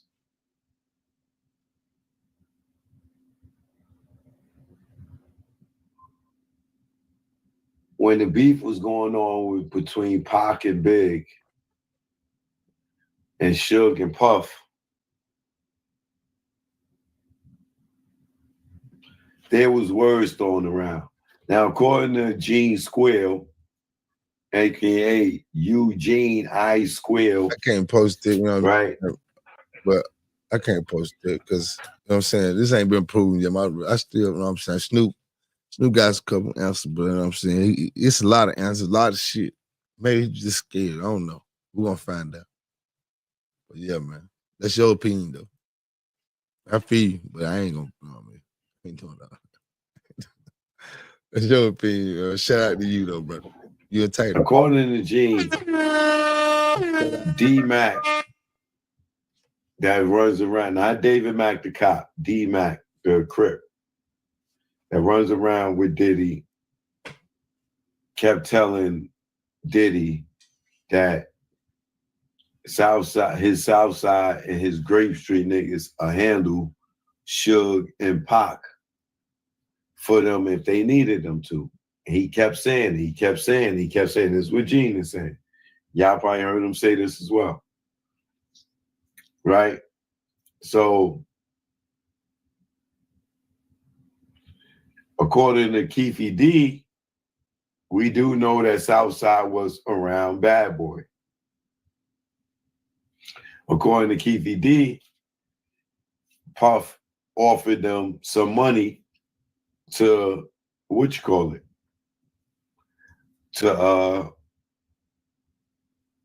to hit Tupac and Suge, right? Allegedly.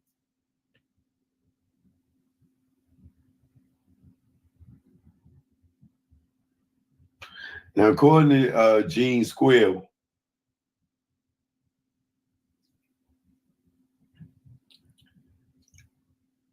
would D-Mac keep telling Diddy that he could get Southside or the Grape Street to handle it, right? Reggie's affiliated with the Grape Street. We know that from his paperwork, right? Southside's Keefe D, right? I don't know where D-Mac falls in between Southside and Keefe and Grape Street, right? But I know that allegedly, according to Gene Squill, D-Mac kept telling Diddy that he could get Southside and Grape Street to handle Suge and Pac, right? Now, once again, Reggie in his paperwork is a Grape Street Crip. Keefe D is a Southside Crip. Orlando's a Southside Crip. Via Long Beach Crip. I feel you, brother. Right? I feel you, brother. That's exactly what happened. Keefe D says Puff eventually offers him $1 million for Suge and Pac, right? So if D-Mac is the plug, allegedly, is the plug between, or the liaison between Diddy and the Crips, whether it be Southside or Grape Street, we know that Keefe D's affiliation is Southside and Reggie's affiliation is Grape Street, according to his paperwork, right? So now, when Puff allegedly, if he did. If you're sitting around Googling how to make money on the internet and your ass is tired of being broke, let me tell you what your parents never told you. You can make money online. Oh, yeah. We ain't rocking with that. Say to Keefe D, yo, I got $1 million for them, this, that, and the other, right? We know back then, Reggie Farber knew who Orlando was. Reggie Farber used to be in the Southside Crip neighborhood. We also know that Marv James is affiliated with the Southside Crip neighborhood via his baby mama. Like, what kind of truth are you teaching them? Because it ain't just black killing blacks. You know what I mean? What kind of truth are you teaching them? Like with the gang culture? Like, what are you saying? They had Bill. It's like that, but that's just like in certain situations. This was hold on, let me go up on the screen. This was like orchestrated. This made the East Coast West Coast beef. This might have been the damn Black Panther Party all over again. They just sent Black Panther Party from the West Coast to the East Coast letters accusing, you know what I mean, like they over there hating on you type shit. So, you know, do you know how many generations we've been talking about this for what? This 26 some years later? And this myth of the East Coast, West Coast, this This is a damn myth. It was made up, put in the magazine. We see it. Panthers and the gangs. Yeah. Okay. Yeah. Okay. Yeah. Yeah. Okay. That's good. That's good, brother. Yeah. Yeah. But it was more than about that. Gangs weren't designed for the gang to be killing each other. It was definitely wasn't designed for that. Yeah, that's good. Definitely about the gang coach. Definitely. But they y'all playing keep you. Y'all playing keep you with him. Yeah, they definitely gave him a script. He didn't think he was gonna go to jail for it. Like, listen, man, you take this, man, you do this right here, man. We're gonna let you go. They ain't expecting to do no podcast like Greg Kading and write no damn books. That's where he fucked up at. The shit supposed to been they weren't gonna never open this case back up till Keefy D did what he did. But yeah, let's continue. Paula, and I think her name was Paula, allegedly, and he has a daughter in the South Side neighborhood, right? But Reggie was Grave Street, allegedly, according to his paperwork. Marv James had a baby in Southside. Keefy D is from Southside. Orlando is from Southside. Right?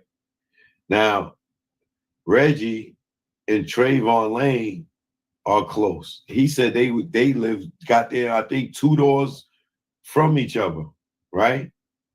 But even though Reggie is Grave Street Crip affiliated, allegedly. You got to say something like unalive or something like that. You get YouTube real strict about that situation. You got can't say. I just realized what I said. Oh, I can't post up there. You got to say like unalive and stuff like that now on YouTube. They real strict about what we post. So, and Trayvon Lane is Marv Pyru affiliated, or Marv Pyru. Them two is still death row. And we know Bloods and Crips can coincide with each other at death row, as Snoop is a Crip.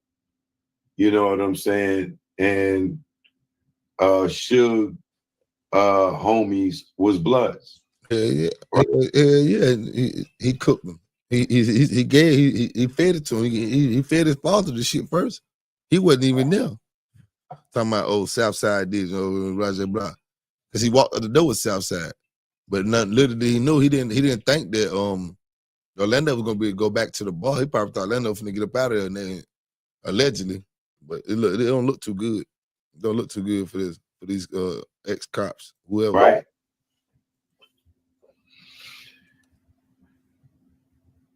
Now,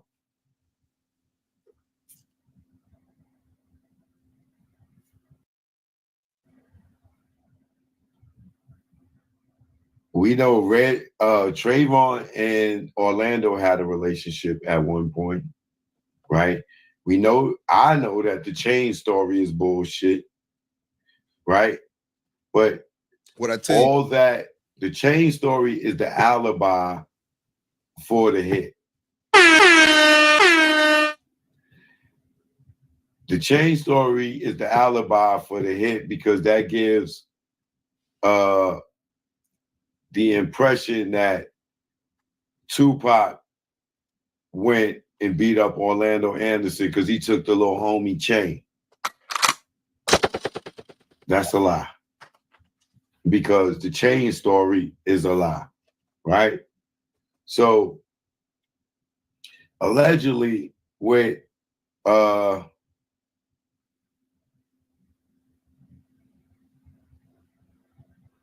Reggie being close to Trayvon, right? And now being fired by Tupac.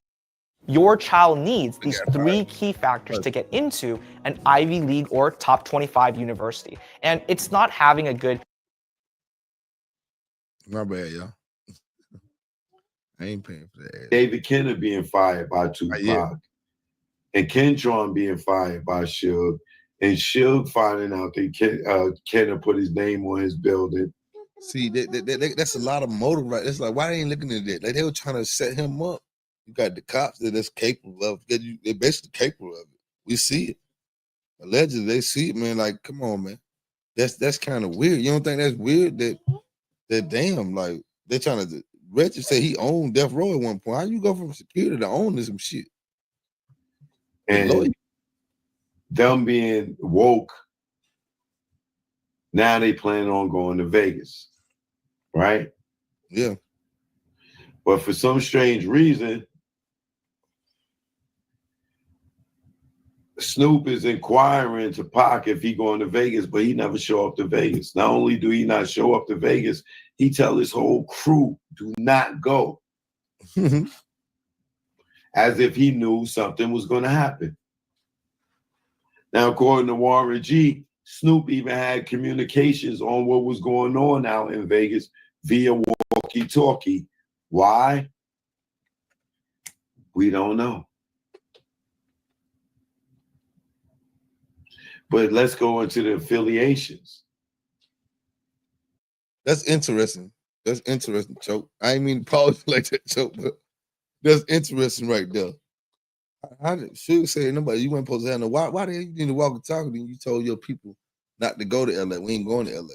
And so Suge just recently said, shout out to Art Dialogue, that Pac swung on Snoop at the hotel when he went to that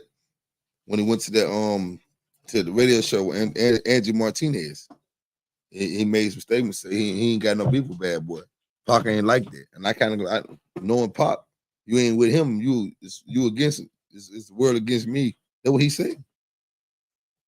That's what he said. Shit, you better listen to him. Right? You got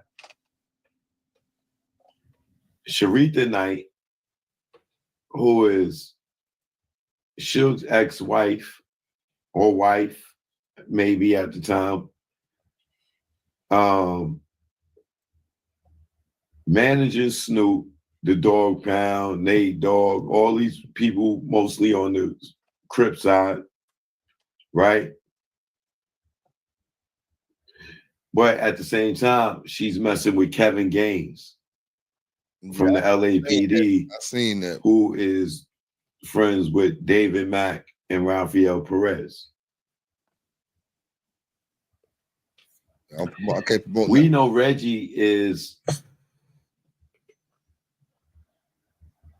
privy to who Kevin Gaines is because we heard him on the phone calling, asking, and inquiring about him, making sure that she didn't write checks to Reggie. I mean, to Kevin Gaines from Death Row. Suge catches Sharita in Vegas at another time, not when Pac got killed, with Kevin Gaines, take them out to the desert, allegedly, and strip them and left them naked in Vegas, out in the desert, right? Then when it kicked her door and looking for this nigga to stand up. So Kevin Gaines sure don't play, dude. Had allegedly every right to be trying to have something to do to Suge because Suge was trying to do shit to him and Suge had already did shit to him, allegedly, right? So now with doubling back to Gene Squill saying that D-Mac kept telling Puff that he don't like Gene Deal, man. He don't like Gene Deal. Okay, I got you, son. He could get the Grave Street in the South Side to handle Tupac and them, right? Okay. Let's say that. I'm gonna put up. Well, we know that Keefy D met with was around with Diddy, and we know of this meeting that he said that they had where Puff offered them $1 million to do it, right?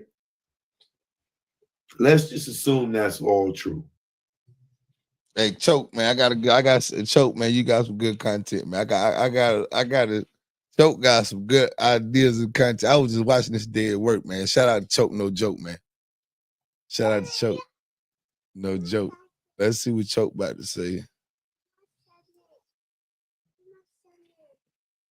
You know, there's a whole rumor over that Puff owes $1 million and all that. Fair use, Vlad. Fair use, Choke. Fair use, Act. Well, The rumor that Puff owes you $1 million, but you guys don't have $1 million. So was there any sort of conversations, tensions, anything? Big dog, Puff now was they was just getting started. I had more money than them.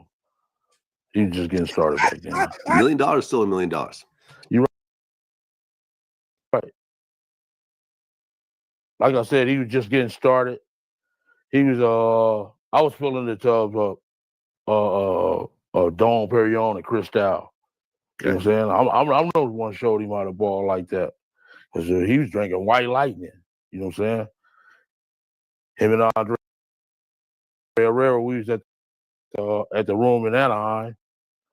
I filled the tubs up full of ice, Dom Perignon and Cristal and stuff like that. It wasn't them. They was drinking White Lightning. I was like, what the fuck is this? Okay. Yeah. So then the next night, Biggie gets killed. Yeah. I seen I seen him at the House of Blues. No. Yeah, House of Blues on Sunset. He came up to the window talking to me and stuff, and he telling me that it was gonna be at a celebrity game. We met him up there. And that Daz was up there acting a damn fool. You guys got into it with Daz? Snoop and the Dog Pound, they was cool because they went to Snoop and Freaky was kind of friends. So he don't.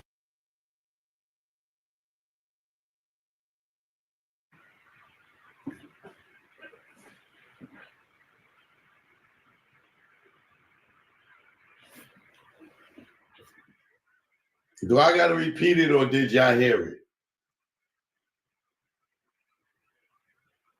Do I got to repeat it or did y'all hear it?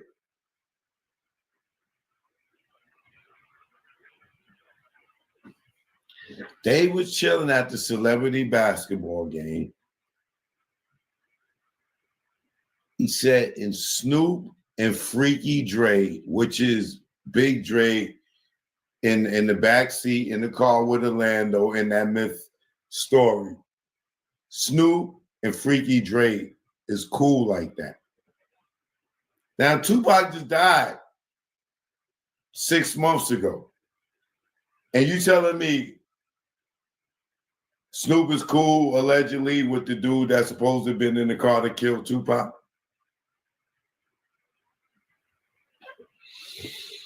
All right.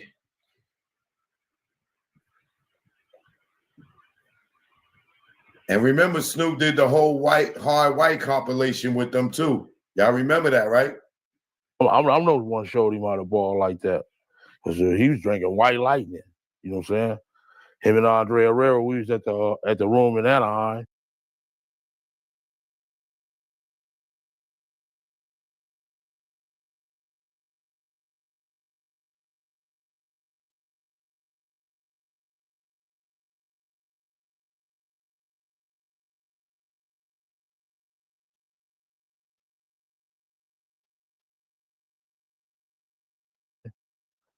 I filled the tubs up full of ice, Dom Perignon and Cristal and stuff like that.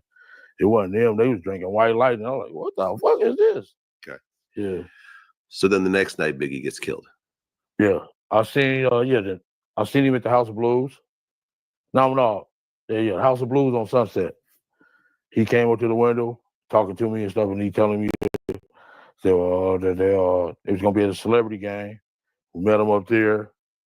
And that Daz was up there acting a damn fool. You guys got into it with Daz? Snoop and the Dog Pound, they was cool because they went to Snoop and Freaky was kind of friends. So he the only one was acting a damn fool. I like, man, you better get that little bitch or we do something. You know what I'm saying? Yeah. He was an off-brand Crip anyway. You know what I'm saying? Well, no real Crip. Yeah. So then Biggie gets killed. Just at the celebrity game when we seen the Dog Pound up there. Yeah. Then that night we went up to the Peter Peters Museum. And went up in there. He gave us maybe 12 passes to get in. Got in there. He pulled me to the side and said the FBI is in the building. So be careful. So we went on the other side and started our own little party. Shit, if he wouldn't have called us off, probably Biggie wouldn't have never probably got killed. You know what I'm saying? Okay. Yeah. How did you react when you found out Biggie got killed that night? I was fucked up. Because you had met Biggie before and all that, yeah, party and all that. You guys We've partied been on together. them like 3-4 years by then. Yeah. I was fucked up. And they came back in there. Biggie dead. And the LAPD, I feel they made a mistake because they was directing traffic out instead of taping the whole thing off. I done been in scenes where You know, I never thought I'd see this, but the government now is tracking real estate investors. It's true. If you're buying real estate in specific markets and you're buying for cash, your information is being. Get ready for the big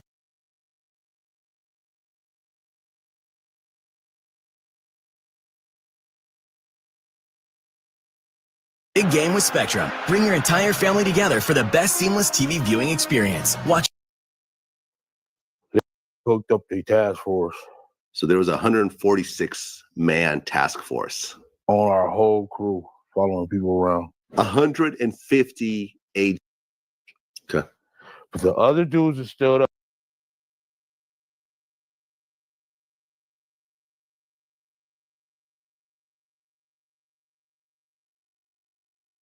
Up and said, man, we got you on several murders. And the amount of drugs that we 98%.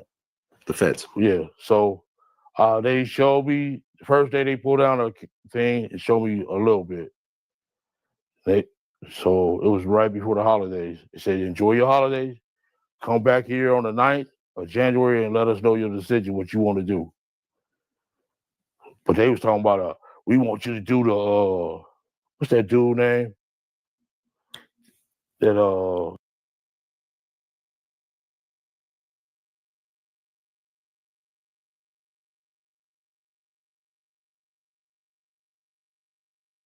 Denzel played Frank Lucas. We want you to do the Frank Lucas. So that morning on the 9th, I said, motherfucker, let me tell you something. I'm not going to sell out none of my peers and none of that shit. I'm going to tell you what the fuck I did, and I know what you want. Like, yeah, you're right. They had already had all the evidence, dude. Otherwise, I wouldn't have said the motherfucking thing. They already knew everything. Because while I was in jail in 98, 99, they kept coming up there. They were showing me that they had me because they put a position where we were sitting in the cars.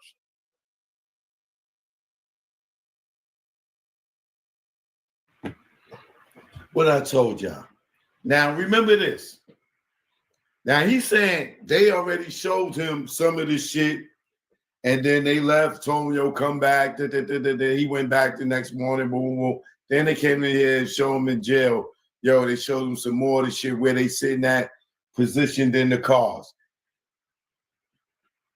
Where did they get that information from? Who was the number one suspect? Reggie, right? So then Reggie tells them Southside killed Biggie in retaliation for not getting their money for killing Tupac, right?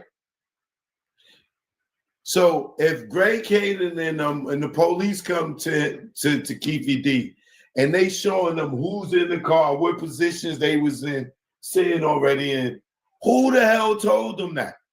If Keefe D didn't tell them that, which remember, Keefe D told them in the beginning when they asked him who killed Tupac, he said the dirty cops that work for Death Row, right? So now they come back to him and they change. By the time he get the Great Caden, they changing it. This is what you're going to say, allegedly, right? Because if you hear what he said initially, yo, it was the dirty cops at Death Row that killed Tupac. That's what he said. Suge said,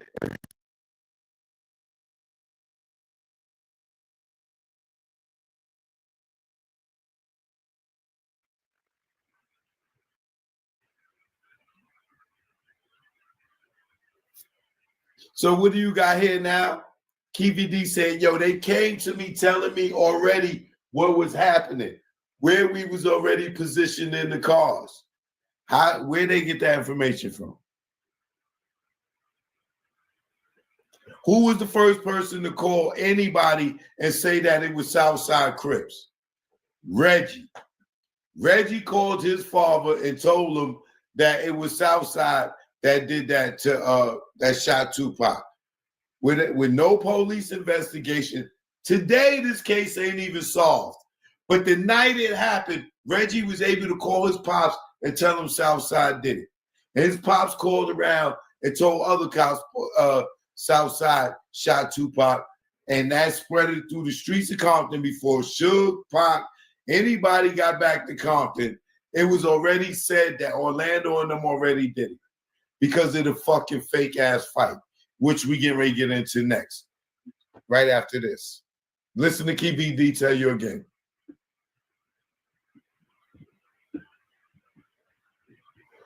So that morning on the 9th, I said, motherfucker, let me tell you something.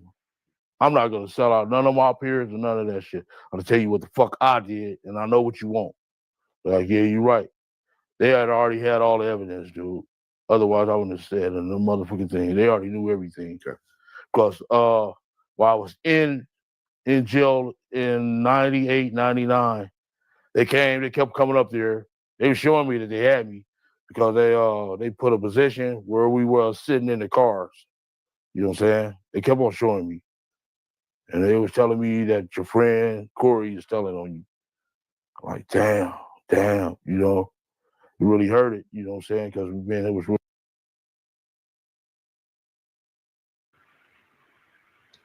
They was lying to him, saying his boy was lying to him because Corey wasn't in the car, or C-Ray or whoever the hell they talking about. Was not, you got them talking about T Brown, Freaky Dre, Orlando, and Keefy D, right? Now,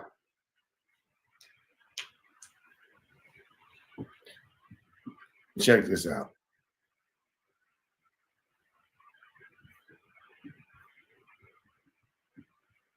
%.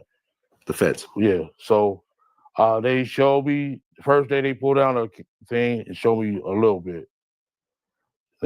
So it was right before the holidays. They said, enjoy your holidays. Come back here on the 9th of January and let us know your decision, what you want to do. But they was talking about we want you to do the what's that dude name that Denzel played? Frank Lucas. We want you to do the Frank Lucas. So that morning on the 9th, I said, motherfucker, let me tell you something.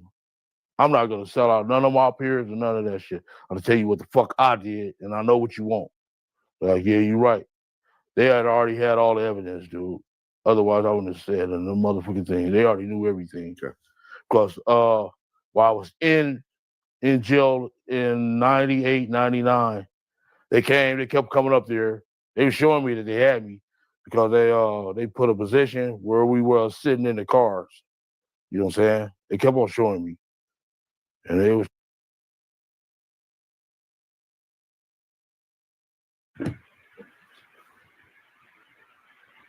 You know, where y'all think they got that information from? Not just anyone can service a machine like these, which is why there's serious.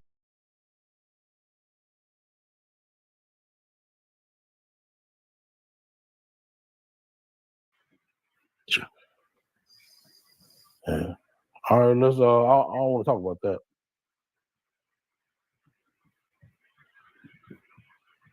Now check it.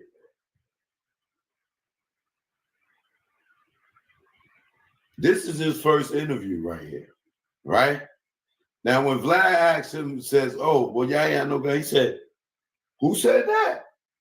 He said it was in the book. So he look at the dude that wrote the book, like, yo, KVD didn't even read the book. Clearly, he did not read the book. He look at the dude that wrote the book, like, yo, that's in the book.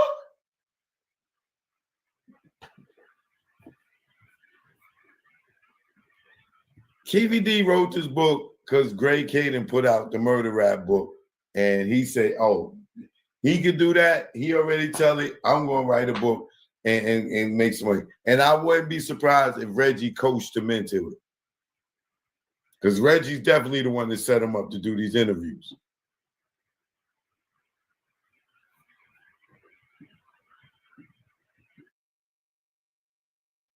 Orlando was involved in that particular situation, was that Lakewood Mall situation. So then when they ran into each other at the MGM, Trayvon Lane tells everyone there, hey, that's one of the guys that was involved in that fight. Yeah. Evidently, they because let me see how I can put this. Yeah, he did say that. He did say, I heard he said that. They're going to guys take my change. But Lane, Nando didn't take his change. What Lane gonna do with a $300 change? You know what I'm saying? We gonna have a change, and we gonna have $5,000-$6,000 change, though. Like Suge gonna have on. You know what I'm saying? We wasn't the help. We was bosses. Yeah. You know what I'm saying? We don't want no fucking they change, somebody else change. What we gonna do with somebody else change? Okay. Well, when he said that, Tupac made a beeline to Orlando and hit him, and then at that point, everyone else mobbed in and start kicking him and punching him and stuff like that. Exactly. Well, you and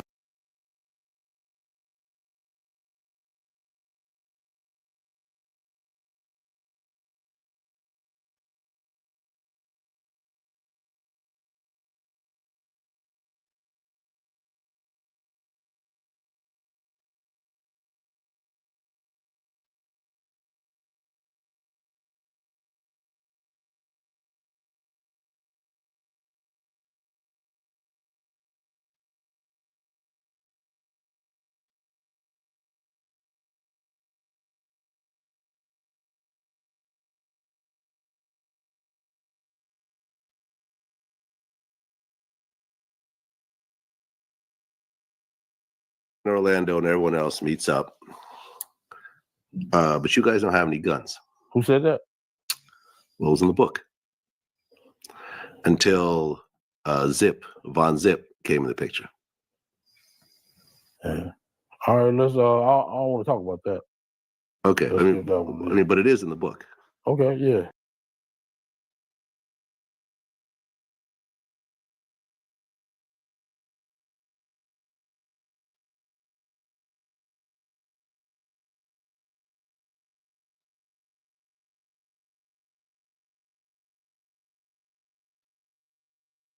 Let them read about it.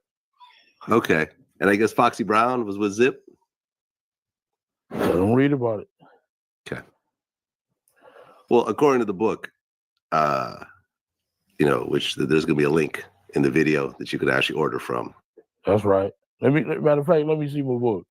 You want to go ahead and show the book? Yeah, let's show the book. Yeah, this is my book here. I would like you guys to buy it and get the real truth instead of from a cop or some fucking industry people, some bullshit. You getting it from a real motherfucker. So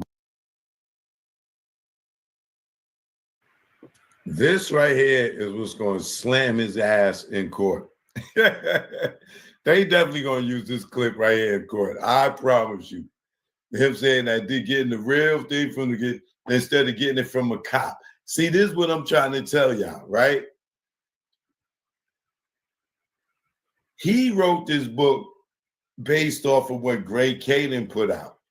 So he really just copied what Greg Caden put out instead of like, yo, this cop going to sell my life. Man, I'm gonna put my own book out and make money. How are you going to just, and then BT and all these people, they all doing this, is, man, I'm going to do it. And he did it and it jammed him up, right? But that was his inspiration. Listen to what he's saying.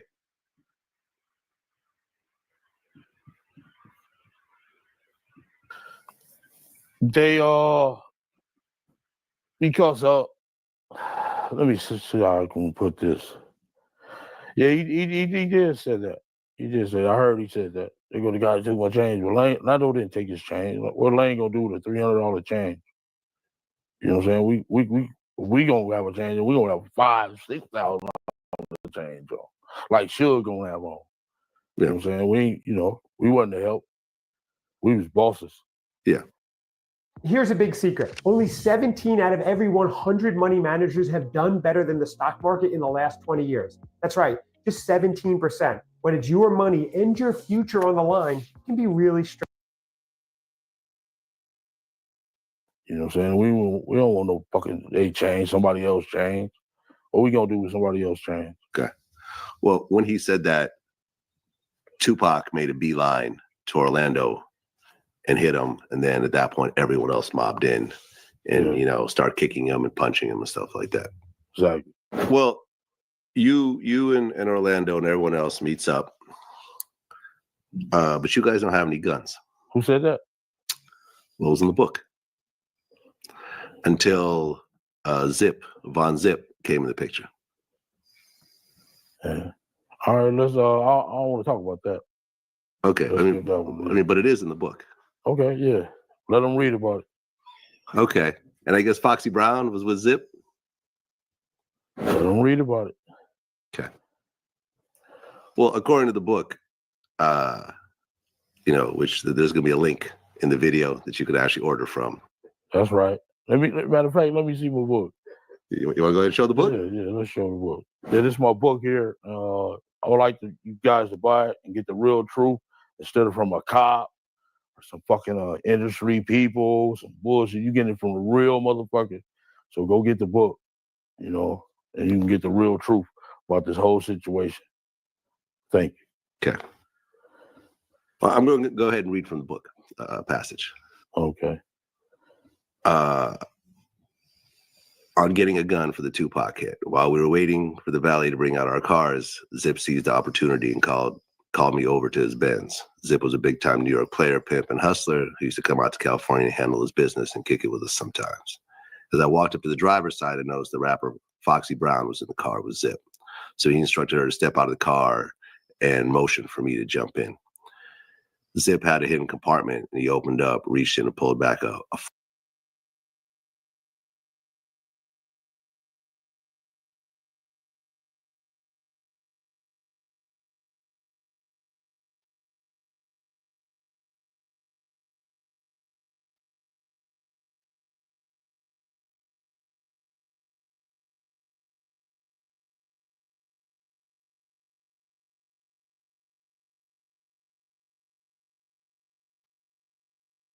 .40 Glock. Like I say, he turned to me and said, "It's time to get the money." Like I say, get your $20 and read about that part. Okay. Well, you initially wanted to go talk to Suge about the whole situation. Yeah. We was I felt we was on that type of level where we can just get this shit squashed, get a head up, and stuff like that. With Lane and Tupac. You wanted to meet up with Suge, but you had no way of getting in contact with him. Yeah, one of my homies from out there live out. We had some homies lived out there. Okay. Now, do that sound like a nigga that was trying to kill Tupac? He wanted to meet up with Suge and get a head up, right? Do that sound like he was in the car riding around looking for this nigga like he wanted to kill him? He wanted to get into, because they know each other. They all know each other. Reggie knows Keefy D prior to all of this. Niggas think we stupid.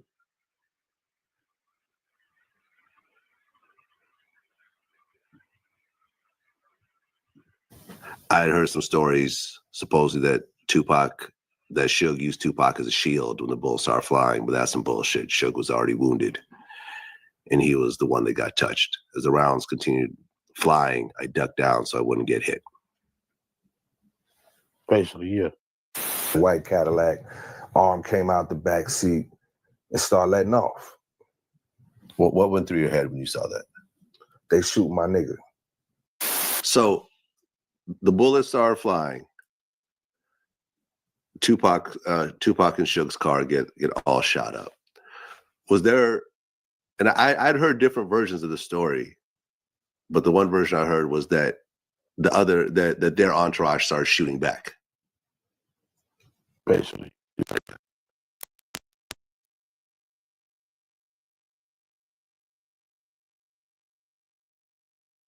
Yeah, he's no longer with us. His name was Buntry. One of Suge's right-hand guy, our good friend, Alton McDonald. He chased the car down. He also received one gunshot to his vehicle. His car was shot.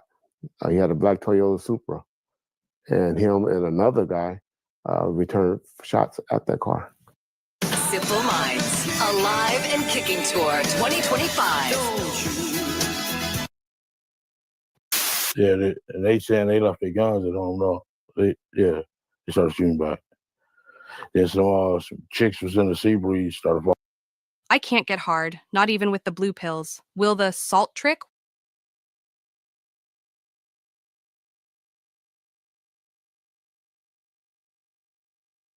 Why were the girls following you guys? I don't know. Okay. That's crazy. But I guess their window got shot out. Front windshield, yeah. Yeah. And they stopped following you at that point. Exactly. I've talked to a couple people.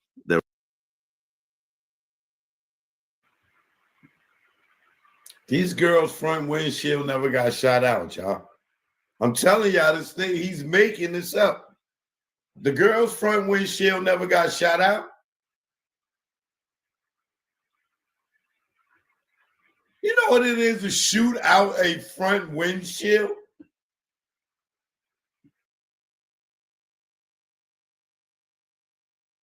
They were there about the situation. And from what they told me was that, you guys came up, the car that you were in came up behind Tupac's car. You guys didn't, the cars were not facing each other. No, they weren't facing each other. They were not facing each other. Gutter lane. You guys got up parallel to them, behind them. And, when you look side by side. So how would you even see Tupac reach for anything if you're driving behind him? We weren't driving behind. I tell you, we were side by side at the light. Oh, okay. You guys were already side by side. Yeah. So That's another lie. That is another lie. They was not side by side at the light. Because remember, they made the right. K-Dub was in front of Suge, remember? Because Suge got complained about, he said K-Dub blocked him in, right? So K-Dub is at the light. Not Tupac and them is behind that first car, and Frank and them is behind, and the Outlaws is behind Suge. Suge is in the center. This is why he couldn't take off. So he wasn't next to him at the goddamn light. He's lying. I'm telling y'all. He tried to make up a story because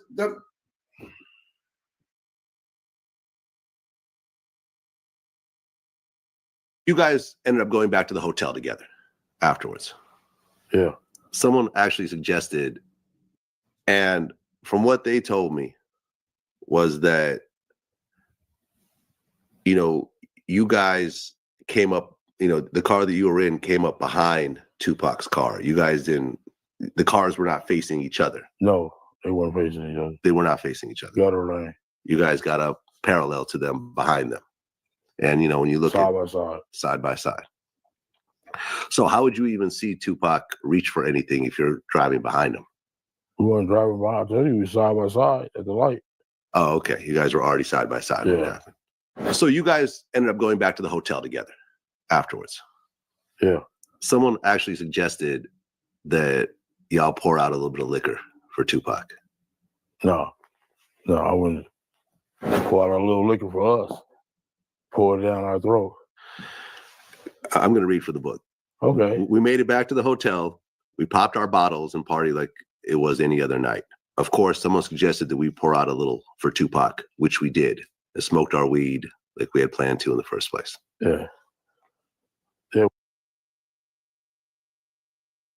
You see how you look at the dude that wrote the book? Nigga, you put that in there? Yo, you a fool, nigga. He not thinking this is going to land him in jail, right? But he don't know what's in the book. He never even read the book.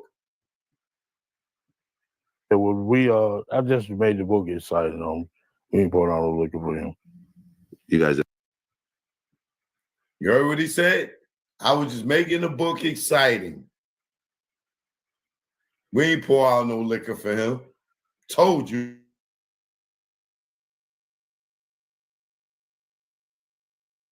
Behind Tupac's car. You guys didn't.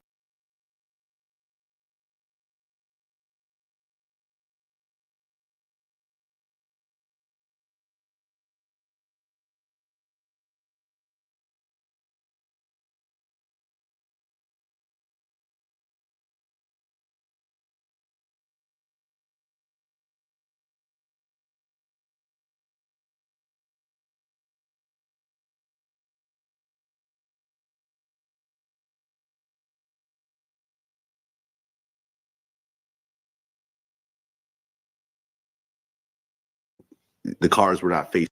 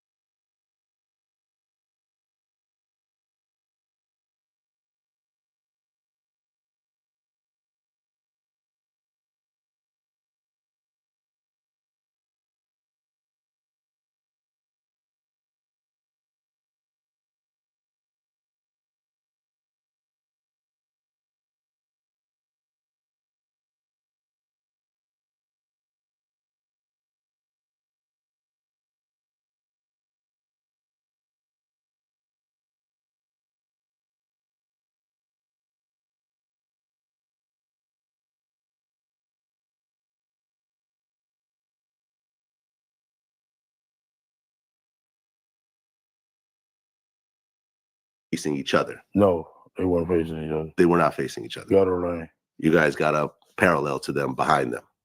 And, you know, when you look side by side. Side by side.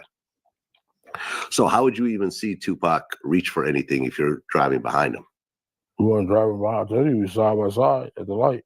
Oh, okay. You guys were already side by side when it Yeah. happened. So you guys ended up going back to the hotel together afterwards. Yeah. Someone actually suggested that y'all pour out a little bit of liquor for Tupac. No, I wouldn't pour out a little liquor for us. Pour it down our throat. I'm going to read from the book. Okay. We made it back to the hotel. We popped our bottles and partied like it was any other night. Of course, someone suggested that we pour out a little for Tupac, which we did, and smoked our weed like we had planned to in the first place. Yeah. Yeah, well, I just made the book exciting on him. We ain't pouring out no liquor for him. You guys didn't pour out any liquor for Tupac? I just, that was a suggestion, but I ain't pouring out no liquor for him. That was a suggestion of one of the homies, yeah. Okay. So you guys leave Vegas, what, the next day? Yeah. Left the next day.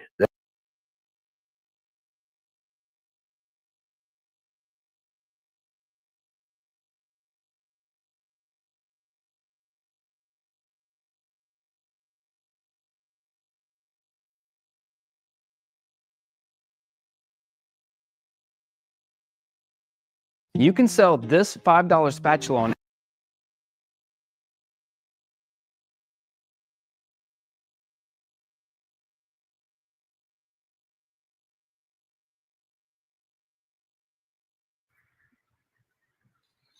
TikTok, I'm gonna end this because I need my phone to show them something. But I will be back tomorrow.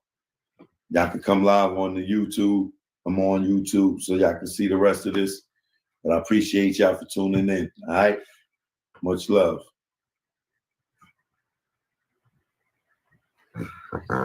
Now, like I said, I don't want to focus on the dirty Compton pig too much because the trial's getting ready to start. So I don't want him to pivot too much because his time is coming. He don't see it. He think he's smarter than everybody, right? So as this case is coming to ahead to where all the evidence is about to come out, right? Where's this clip I got? Right?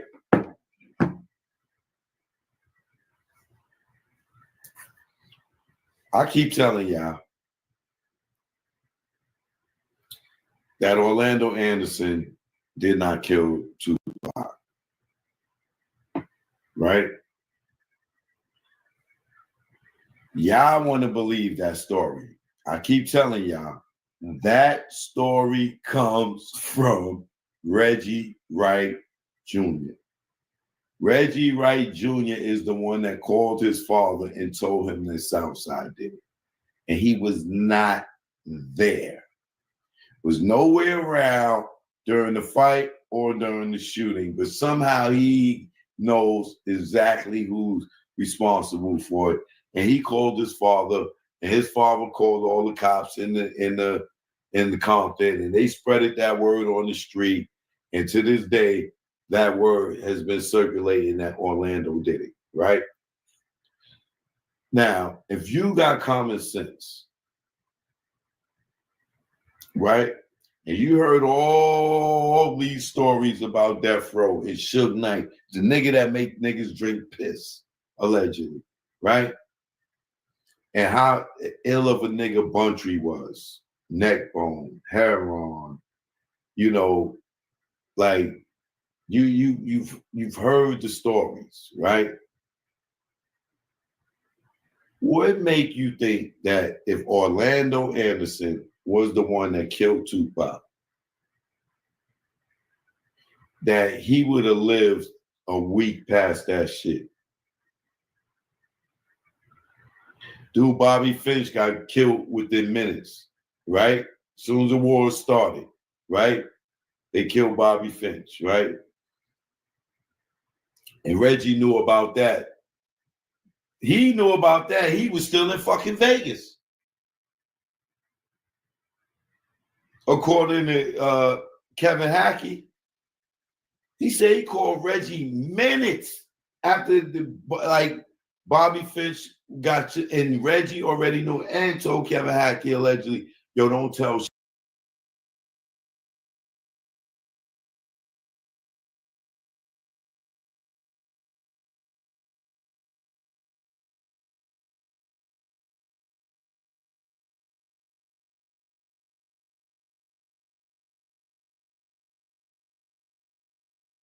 Shook, right? So they could have killed Bobby Finch to make it look like a retaliation, right? Because they put out the word out there that Southside did it. Reggie told his father that. Nobody else said that. And if you in your right mind think that,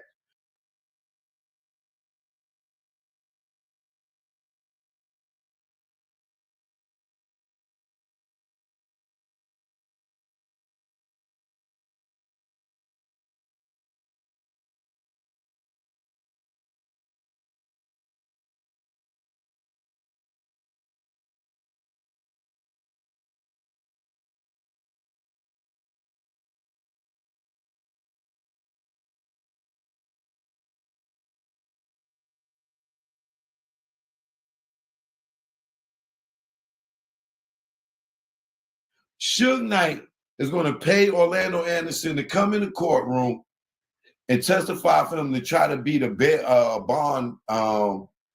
probation hearing after this nigga has shot him in the head and killed Tupac. If you really think that, you are out of your goddamn mind. Would you pay the dude that killed your little brother, allegedly, you know, or supposedly, and shot you? Would you pay him you gonna give him 60 bands to come testify for you in court, but you ain't gonna pay 60 bands to kill this nigga?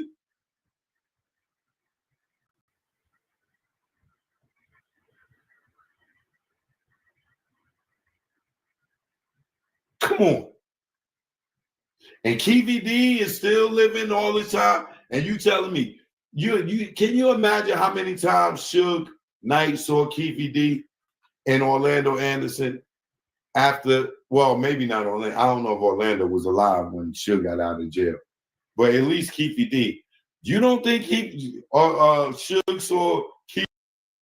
If you have ever wanted to land 100 to 150K a year,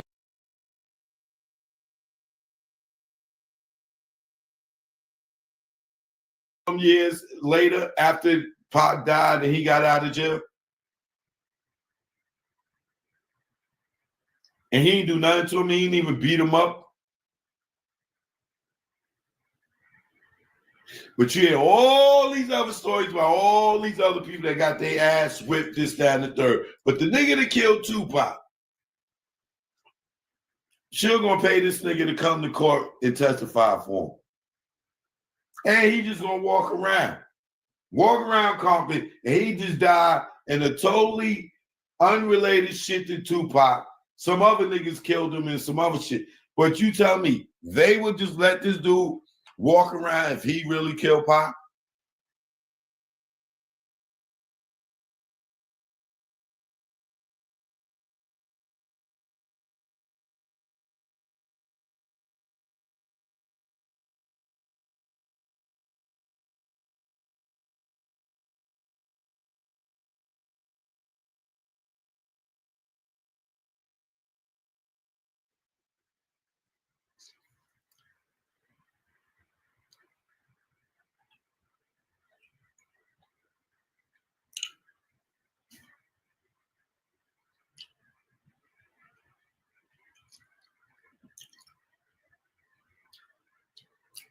Do you think Suge would say free Keefy D if he believed that he was in that car? Or Orlando was the shooter? Didn't Suge say that Orlando was not the shooter? As soon as Suge said Orlando wasn't the shooter, they said, oh, it was Dre. It was Dre. They want Suge to say, oh, no, it wasn't Dre neither.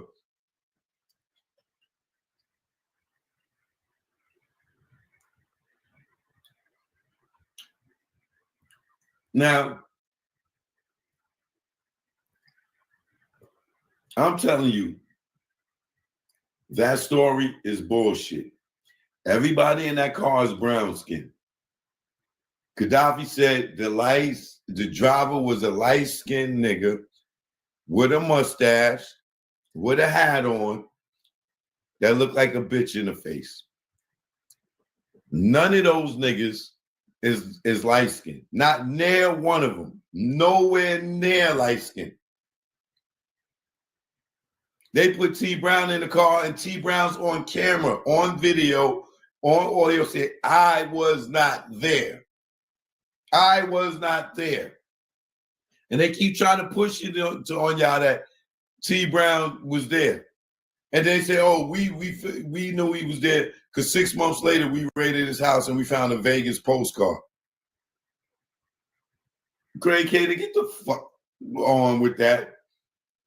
You know how many people got postcards in their house? That don't make it that postcard was his. And you know how close Vegas is to California? It's 3 hours, 4 hours. Everybody might have a postcard in their house from Vegas. But he told you personally he was not there. And y'all got him as the driver. When the driver was light-skinned. T Brown is not light-skinned.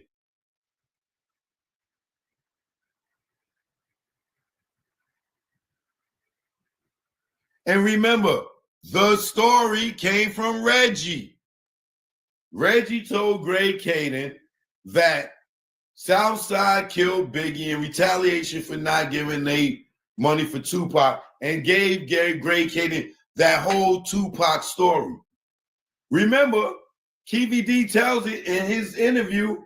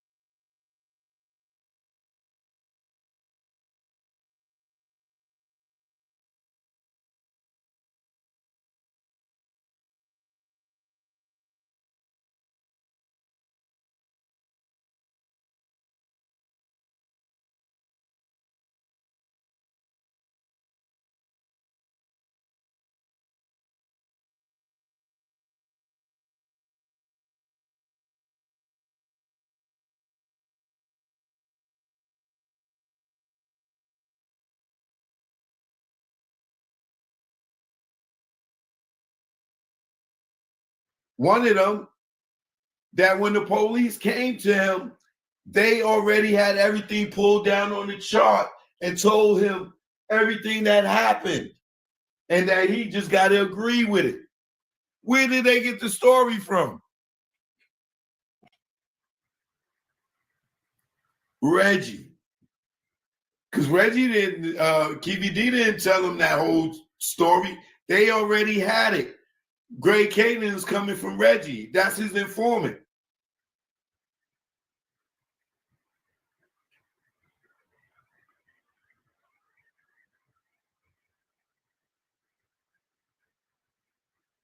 And you know how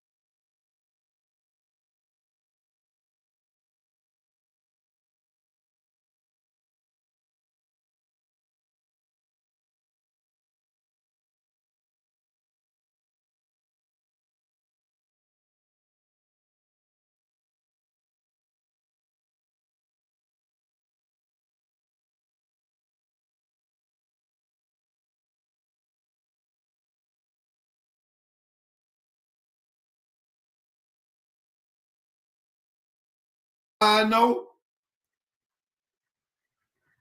that it wasn't Orlando, I know. Because Suge don't love the South Side niggas. Why don't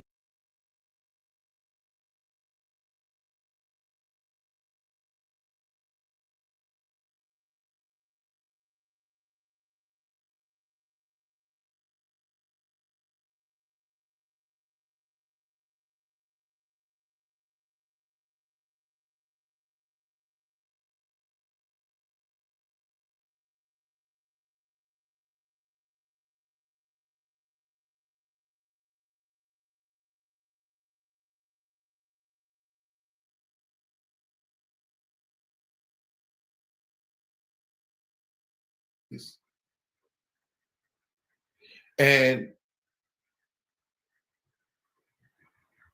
according to Danny Boy, Suge blames people that he loved for the incident.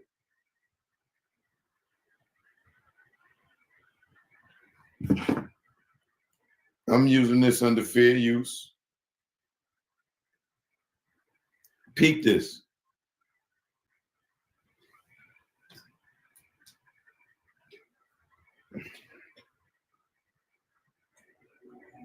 I remember when Pop was in the hospital and he started saying stuff like, what do you do when you ain't got real friends?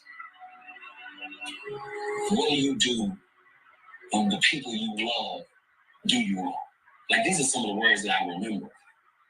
And he would talk about it a little more, and he would turn around in the chair, and when he turned back around, like about the third time, he's crying. You know, and I knew where that place was coming from.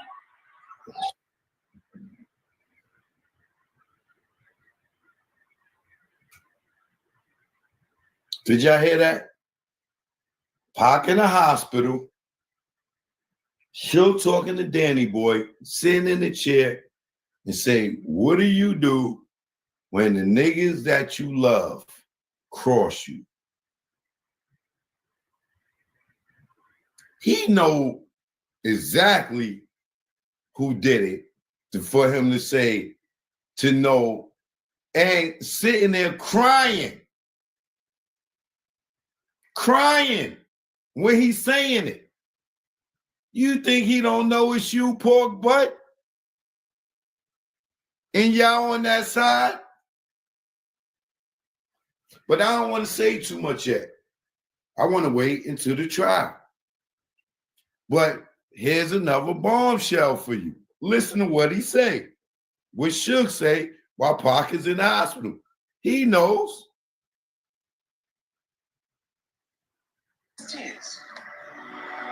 I remember when Pac was in the hospital and he started saying stuff like, what do you do when you ain't got real friends? What do you do when the people you love do you wrong? Like, these are some of the words that I remember. And he would talk about it a little more, and he would turn around in the chair. When he turned back around, like about the third time, he's crying. You know, and I knew that place was coming from.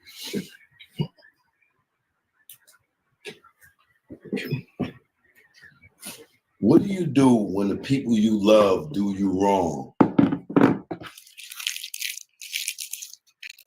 I can name a couple of names that he could be referring to, but not yet. Outside of you, pork butt.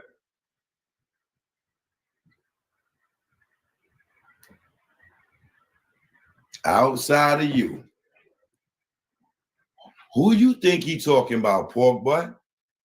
Because he ain't talking about no goddamn Orlando Anderson. He ain't talking about Keefy D or Southside. Because they didn't love him and they didn't do him wrong. You think he don't know?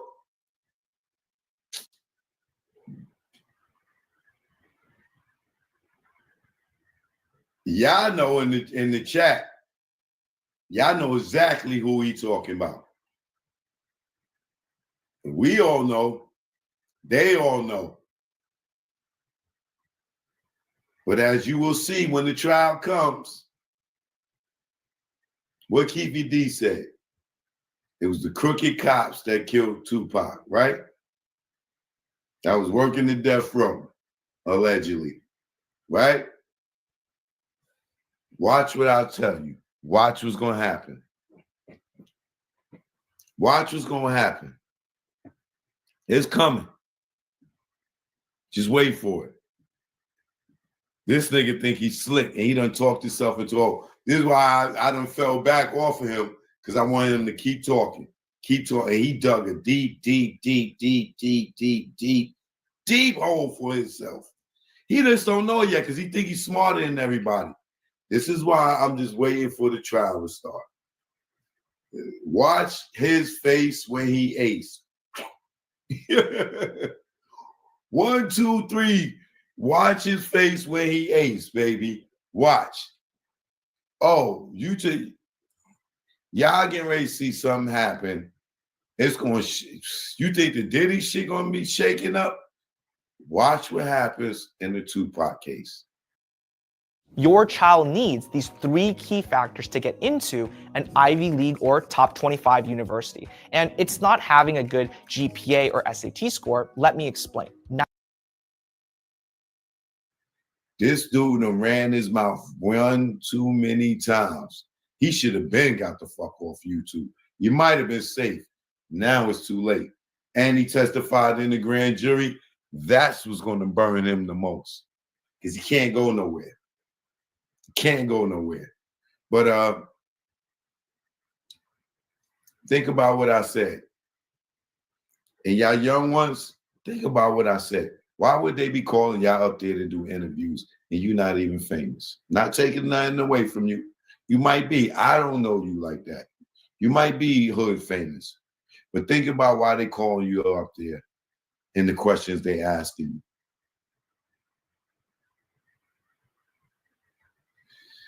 Don't wait 10 years later when you get mature and you get wisdom and you get older to have to look back and look at yourself like, damn, OG was right. You know what I'm saying? This is why they calling us OG. It ain't because we skipped a few years and made it into want to be an OG.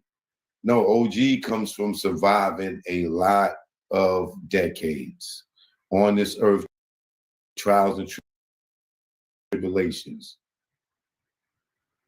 You got to remember, everybody don't get it to make it to see gray hair. It is a privilege. Despite you young niggas thinking, oh, you niggas is old and washed, this, that, and other.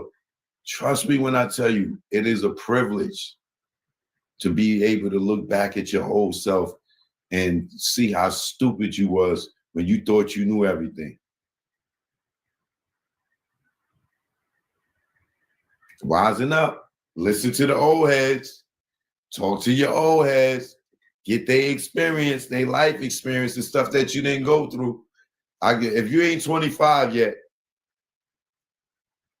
how could you tell me about something when you're 25?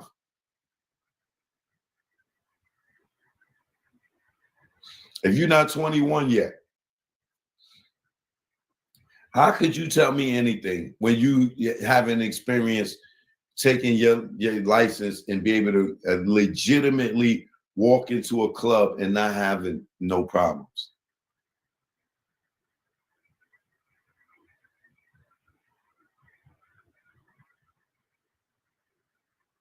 What could you tell me if you're a young nigga stealing cars about driving when you ain't got a legit license yet?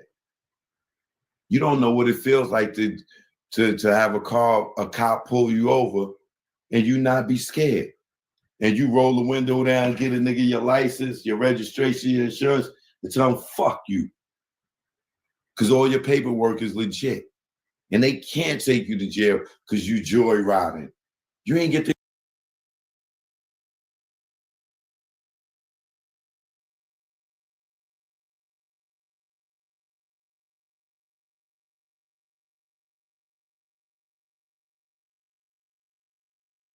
experience that yet. You still joyriding. You think you driving. Nah, you ain't driving till you could drive it without your heart fucking beating out your chest every time.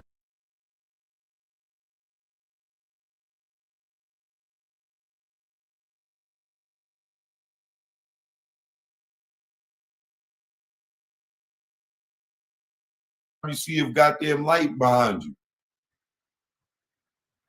And they only take you 16, 17, 18 years old to get your permit to drive to get that access. But some of you 14, 15-year-old out there stealing cars, thinking, yo, I could drive. You ain't driving until you got a license and the police can pull you over and you can give that shit to them and drive off without a problem or a ticket or going to jail. Trust me, I know, nigga. I learned how to drive when I was 12. I thought I was the man. Stolen cars. You think it is you chilling in a stolen car? No, nigga, you on point every goddamn light, every goddamn corner. You don't realize now I understand the privilege of driving. When I could drive from New York to California and get pulled over and I ain't got no drugs in the car, I ain't got nothing. They can't do nothing because the car is mine. And I ain't got to be on point. I ain't got to be scared. I ain't got to be worried about nothing. That's Got a screenplay in your head but not on paper? Meet Squibbler, the AI script writer.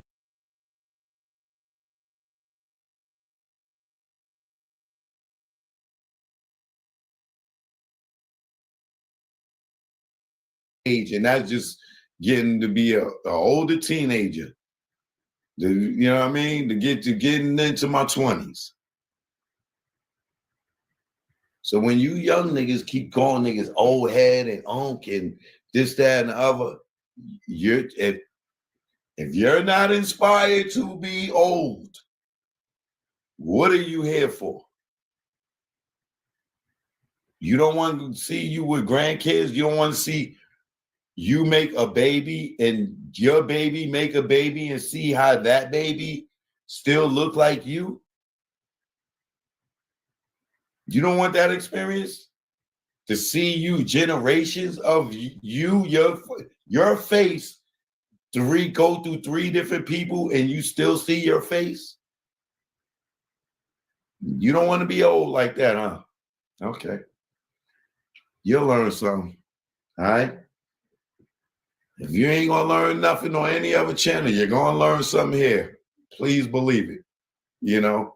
So I don't get offended with people calling me old because I seen motherfuckers die in teenagers and they didn't get a chance to live like, they didn't even get a chance to make a baby.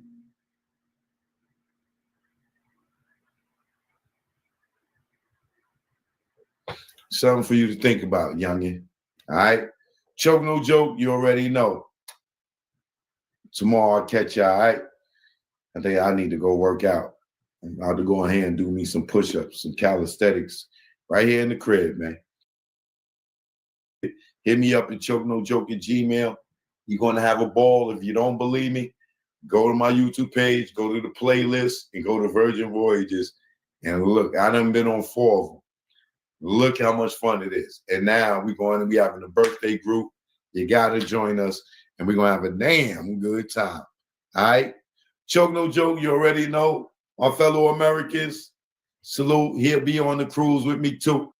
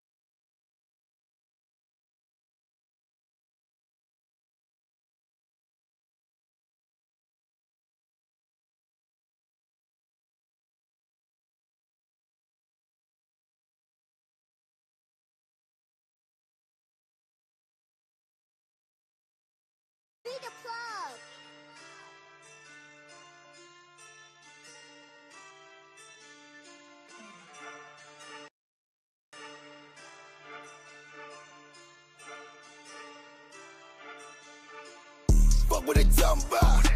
Just cut on the beat. Stay on the sidewalk. Cause you wasn't in the street. Fuck what they talking about. Just cut on the beat. Stay on the sidewalk. Cause you wasn't in the street. Fuck what they talking about. Fuck what they talking about. Fuck what they talking about. Fuck what they talking about. Fuck what they talking about. Fuck what they talking about. Fuck what they talking about. Fuck what they talking about. Fuck what they talking about. Fuck what they talking about. Fuck what they talking about. Fuck what they talking about. Born in the street, probably gon' die in it. Product of my environment, BHP be my environment. You can't walk a mile in my shoes. I suggest that you be quiet then. So you got it on your mind, so I took it off his chest. He shoulda came correct, knowing you ain't built like that. Seen the best get killed like that. Underestimate the opponent, so I keep the outbanger. Yeah, I got a whole lot of straightening. Last time I checked, it was no ceiling, so the top floor vacant. Fuck what they talking, fuck what they talking about. Just cut on the beat, stay on the sidewalk. Cause you wasn't in the street. Fuck what they talking about. Just cut on the beat, stay on the sidewalk. Cause you wasn't in the street. Fuck what they talking about. Fuck what they talking about. Fuck what they talking about. Fuck what they talking about. Fuck what they talking about. Fuck what they talking about. Fuck what they talking about. Fuck what they talking about. Fuck what they talking about. Fuck what they talking about. Fuck what they talking about. Fuck what they talking about. I'm a beast. Where's these niggas? They ain't in the street. You know, be free by they eat on the beat. They tryna compare and they tryna compete. If I get on the track, then it's bon appetit. Internet gang to control all the leak. You best get your money and stay out the way. Cause these little niggas ain't playing it safe. If you really make it, then they tryna take. I feel like a pilot, I'm smoking exotic and sipping exotico. Get out the way. You really gotta go. I got an audible. I tell them audios, bombs away. We got them body pop legs and arms. Come out the house every day, I be on. But what they talking about, no, I ain't going. If I pull it up, popping, no, I ain't showing. Fuck what they talking about. Just cut on the beat. Stay on the sidewalk. Cause you wasn't in the street. Fuck what they talking about. Just cut on the beat. Stay on the sidewalk. Cause you wasn't in the street. Fuck what they talking about. Fuck what they talking about. Fuck what they talking about. Fuck what they talking about. Fuck what they talking about. Fuck what they talking about. Fuck what they talking about. Fuck what they talking about. Fuck what they talking about. Fuck what they talking about. Fuck what they talking about. Fuck what they talking about. DB the plug.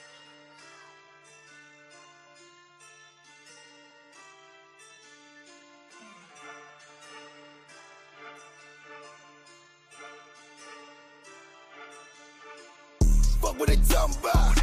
Just cut on the beat. Stay on the sidewalk. Cause you wasn't in the street. Fuck what they talking about. Just cut on the beat. Stay on the sidewalk.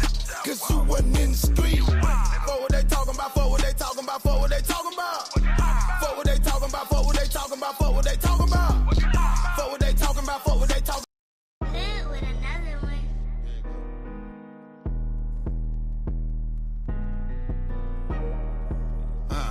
Let go. I don't need love. I need loyalty. I don't need it. I don't need it. I don't need it.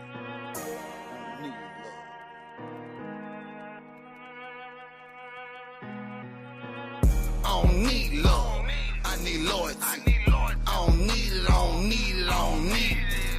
I don't need love. I need loyalty. Be damn, I sit back, laying everybody just fuck over me. I don't need love. I need loyalty. I don't need it. I don't need it. I don't need it. I don't need love. I need loyalty. Be damn, I sit back, laying everybody just fuck over me. Glad ain't on my ass. Down to my last. Bitches leave fast. Better watch the circle. Niggas count your bag. Niggas want your spot.